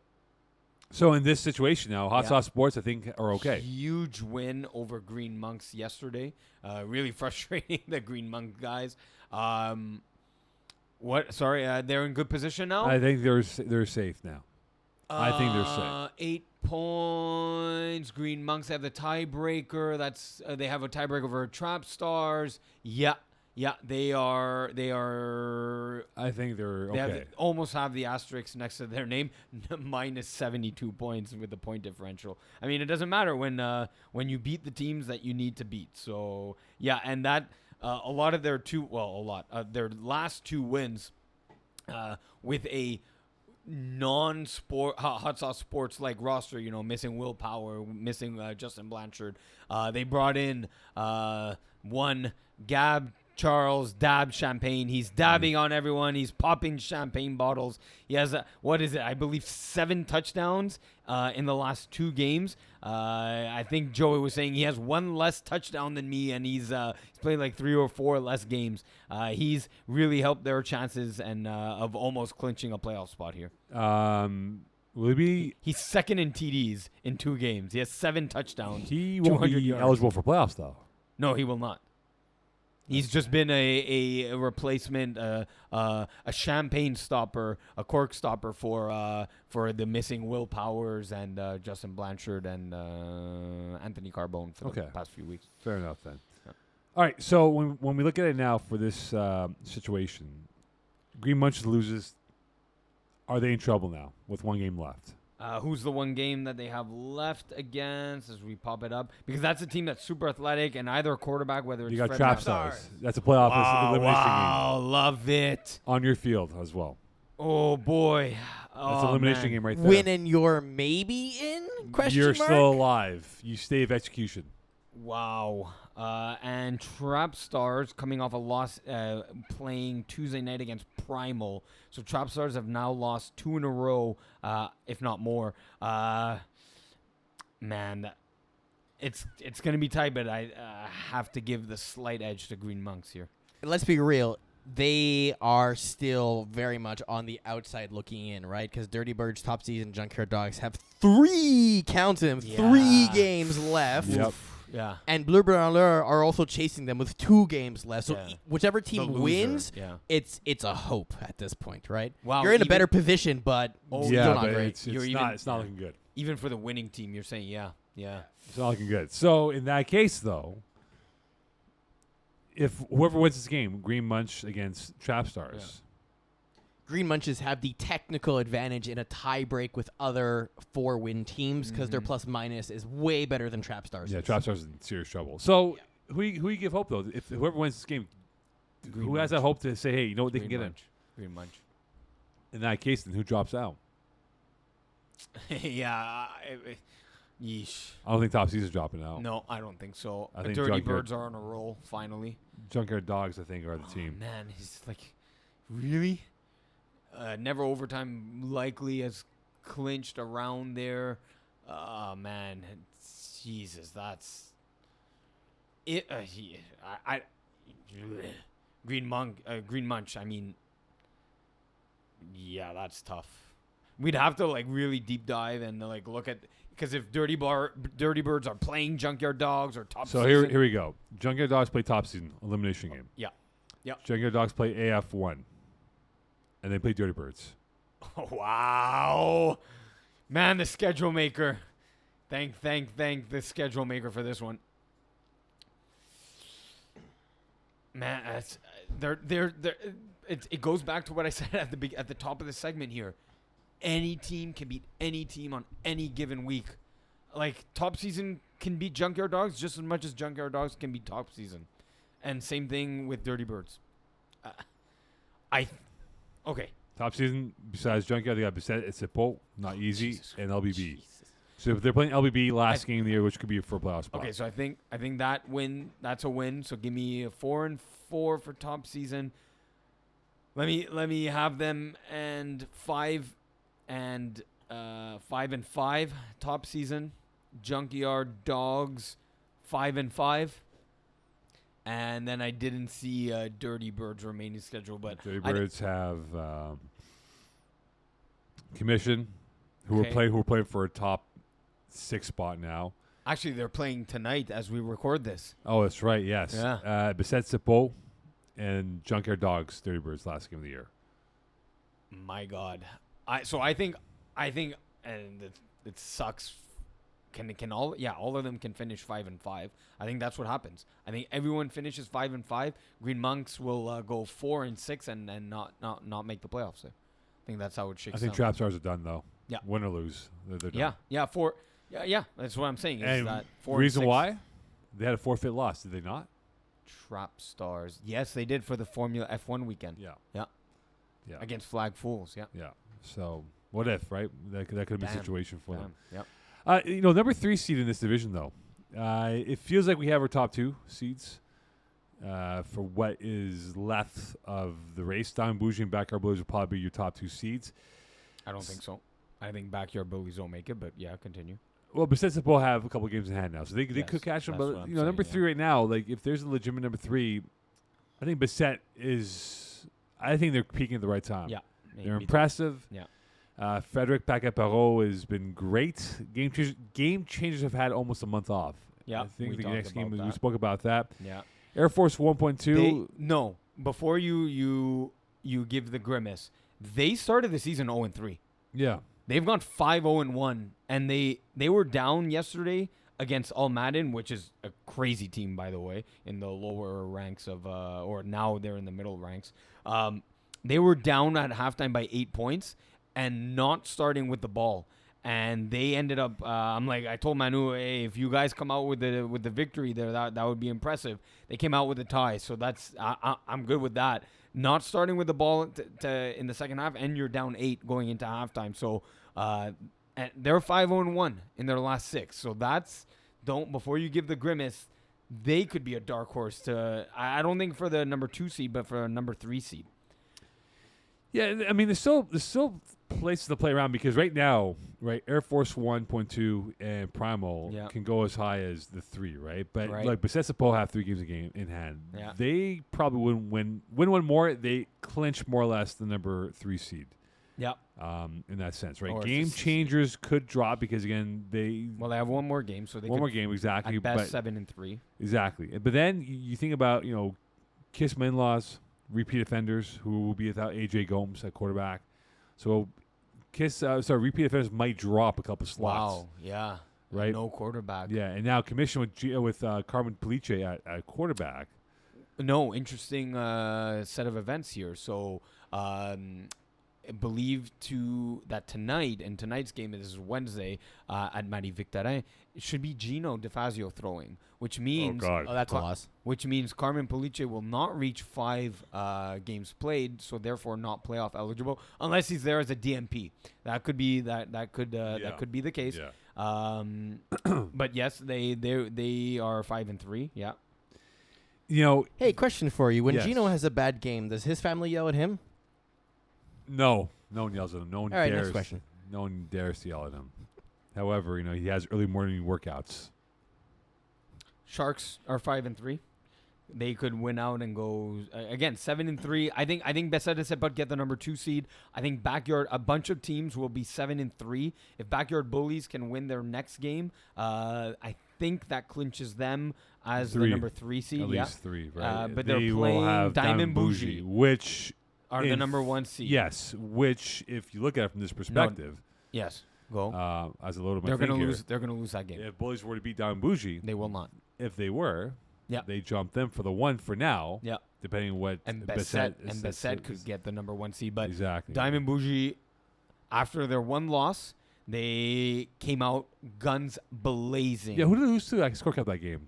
Game Changers. Game Changers, that's right. If Game Changers had a better record, they would be up there. But Game Changers are one of those teams no one wants. Like, you shouldn't want. Yeah, to but face this team. that month layoff, that sucks for them. It does, but that's a tough team. That's a good team that at the 4 seed, 5 seed, they could. But they can drop all the way down. They to could 10. drop, and that's a team that you don't want to face in the first round of the playoffs. So a lot of moving parts right A now. lot of moving. Yeah, really interesting. Yeah. All right, it is now time for. Is it though? Are you Now- sure? Yes, I'm positive. Are you It's time- sure, It's time Mo? for Dolphin talk with Mokan. Are the Dolphins going to be good this year? Their schedule's a lot easier than last year. Is it? Yeah. Yeah, even I said last year it wasn't an easy schedule they have. If you look at the Miami Dolphins schedule this season, as I roll it up here, open up at the Chargers, at the Patriots, not easy. They should beat the Broncos. The Patriots is not easy. Yes, it is. They had difficulty playing up in Foxborough in years past. At Buffalo will be the matchup for them. That's the one that they're going to circle because beat Buffalo in Buffalo. They're not beating Buffalo. Come on. You never know. Giants they should beat. Panthers they should beat. Eagles Philly. Not too sure. They will beat the Pats in Miami at Kansas City before the bye week. Ooh. No. So at LA, 0-1. one? Chargers, yeah. 0-1. Yeah. At New England, 0-2. I can see that one No, split, no. but okay, sure. We'll go 1-1. Okay, 1-1. Denver 2-1. Yeah. You're saying Buffalo 2-2. Yeah. Home to the Giants 3-2. Yep. Home to the Panthers 4-2. Yep. 4-3 at Philly. Yep. New England will be 5-3. Yep. So it'll be 5-4 with the game in Kansas City. So 5-4 before the bye. After the bye, home to the Raiders 6-4. Yep. At Jets 6-5. Black Friday, by the way. Black Friday. I don't think they beat the. I think they beat the Jets. I don't think the Jets are going to be good. So that'll be No, 6-5. They beat the Jets. So They beat the 6-5, right? Yeah, they'll No. be 7-4. 7-4. Washington 8-4. Yep. Tennessee Monday night 9-4. So you're going 9-4. Yep.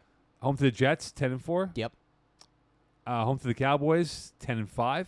Yeah. Yeah, lost. At Baltimore 10-6. And home to Buffalo. I think that game's closer than you think, but sure. Home to Buffalo 11-6. No, they're not beating Buffalo. So Again, they're not beating 10 Buffalo. and 7. 10 and 7. 10 and Yeah. 7. Okay. That gets you a wild card spot. It should. It should. But yeah. And that's your games of the week. the Dolphins schedule. I can't wait for Peace and message us tomorrow morning telling us how much we're You wrong. idiots are wrong. Dolphins are going 17-0. Yeah. Only lost between preseason in the first quarter when they played Tampa. 0-4 Dan preseason. Marino by 50. Yeah. All right, let's go through these games of the week. We're going to start with Co-Ed Division 2. Plenty of Fish, the IG team. I'll go IG team. IG team, yeah. Vultures, Kiss My End Zone. Vultures. I can't pick that. Beeftons, the Rookies. Rookies. Rookies. Pig 6, Fit Squad. Pick 6. I'll go pick 6 by 2. Beeftons, Easy Fun. Easy fun. Easy fun. Kiss My End Zone, Street Runners. Kiss Man Zone. I can't pick it. Pig 6, Vultures. Vultures. Vultures. Balls Deep, Block No, Party. no, you're Deep wrong. Balls, Block Party. Deep balls. Deep balls. Street Runners, Plenty of Fish. Runners. Plenty of fish. The IG team, Never Too Late team. IG team. IG team. For the record, this is what you get when your names are similar. Yes. Be more creative. Yeah. Co-Ed Division 3, Thunder Buddies, Tigres. Buddies. Yeah, buddies. Dream Killers, Pig 6. Pick 6. Pick 6. 1 and Niners, Free Agents. 1 and 9ers. 1 and Niners. Catching W's, Les Crevettes.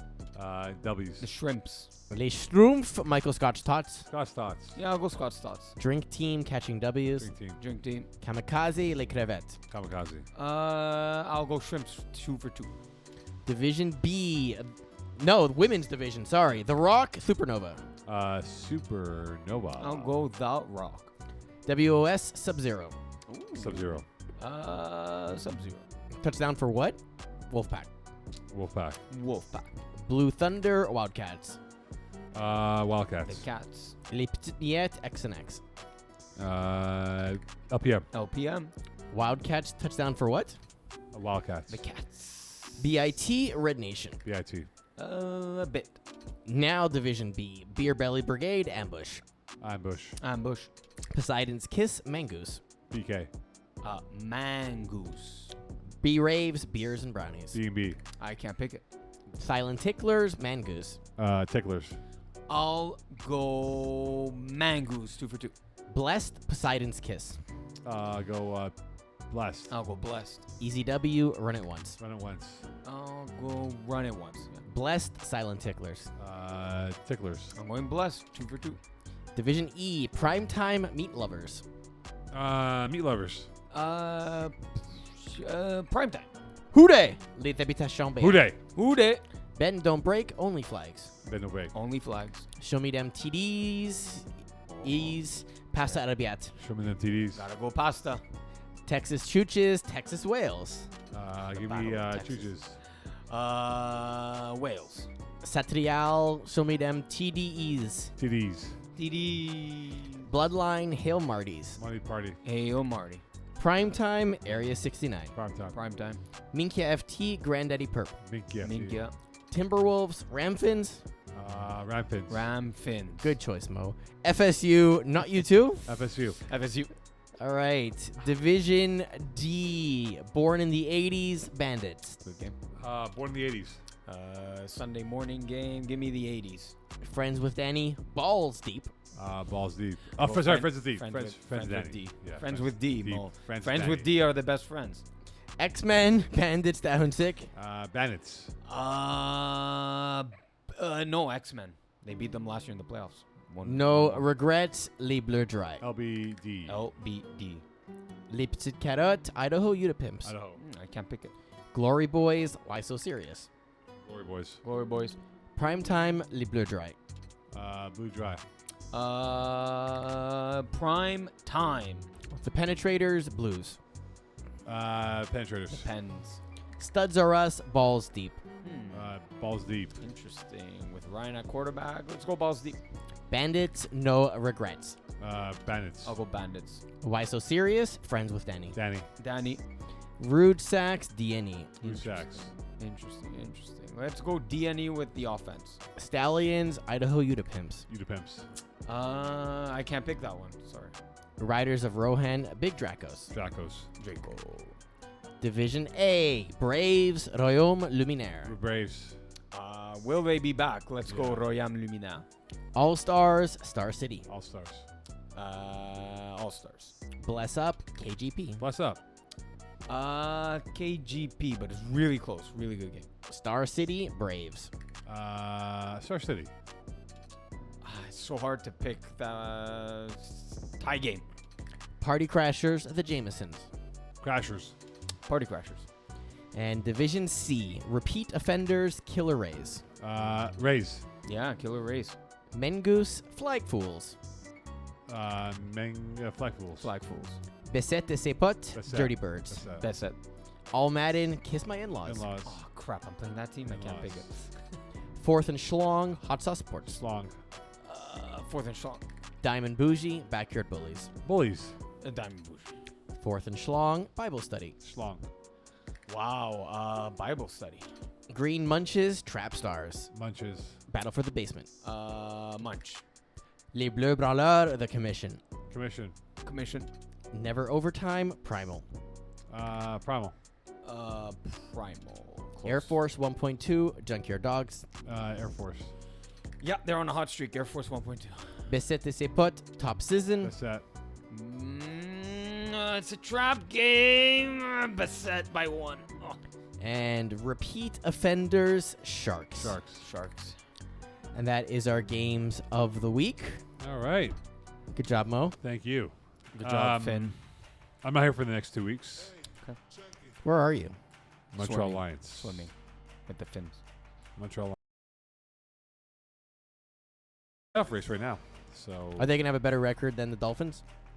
no, they're not that. The games are not the same. So The no. winning percentage. Percentage-wise, Mo. 10-7. Nah, I think it'll be a 500 team. The Lions. 10-7, you'd be 588. Yeah, probably around 500. It'll be close. So It'll be under. close. It'll be So close. under. the So Dolphins. Dolphins, Alouettes, Alliance, Yeah, I'll do that. Red Nation. Yeah, Red Nation. Oh, Magic words, please. I don't do that. I'm gone for 2 weeks. See you for playoff football. Good night, Finn.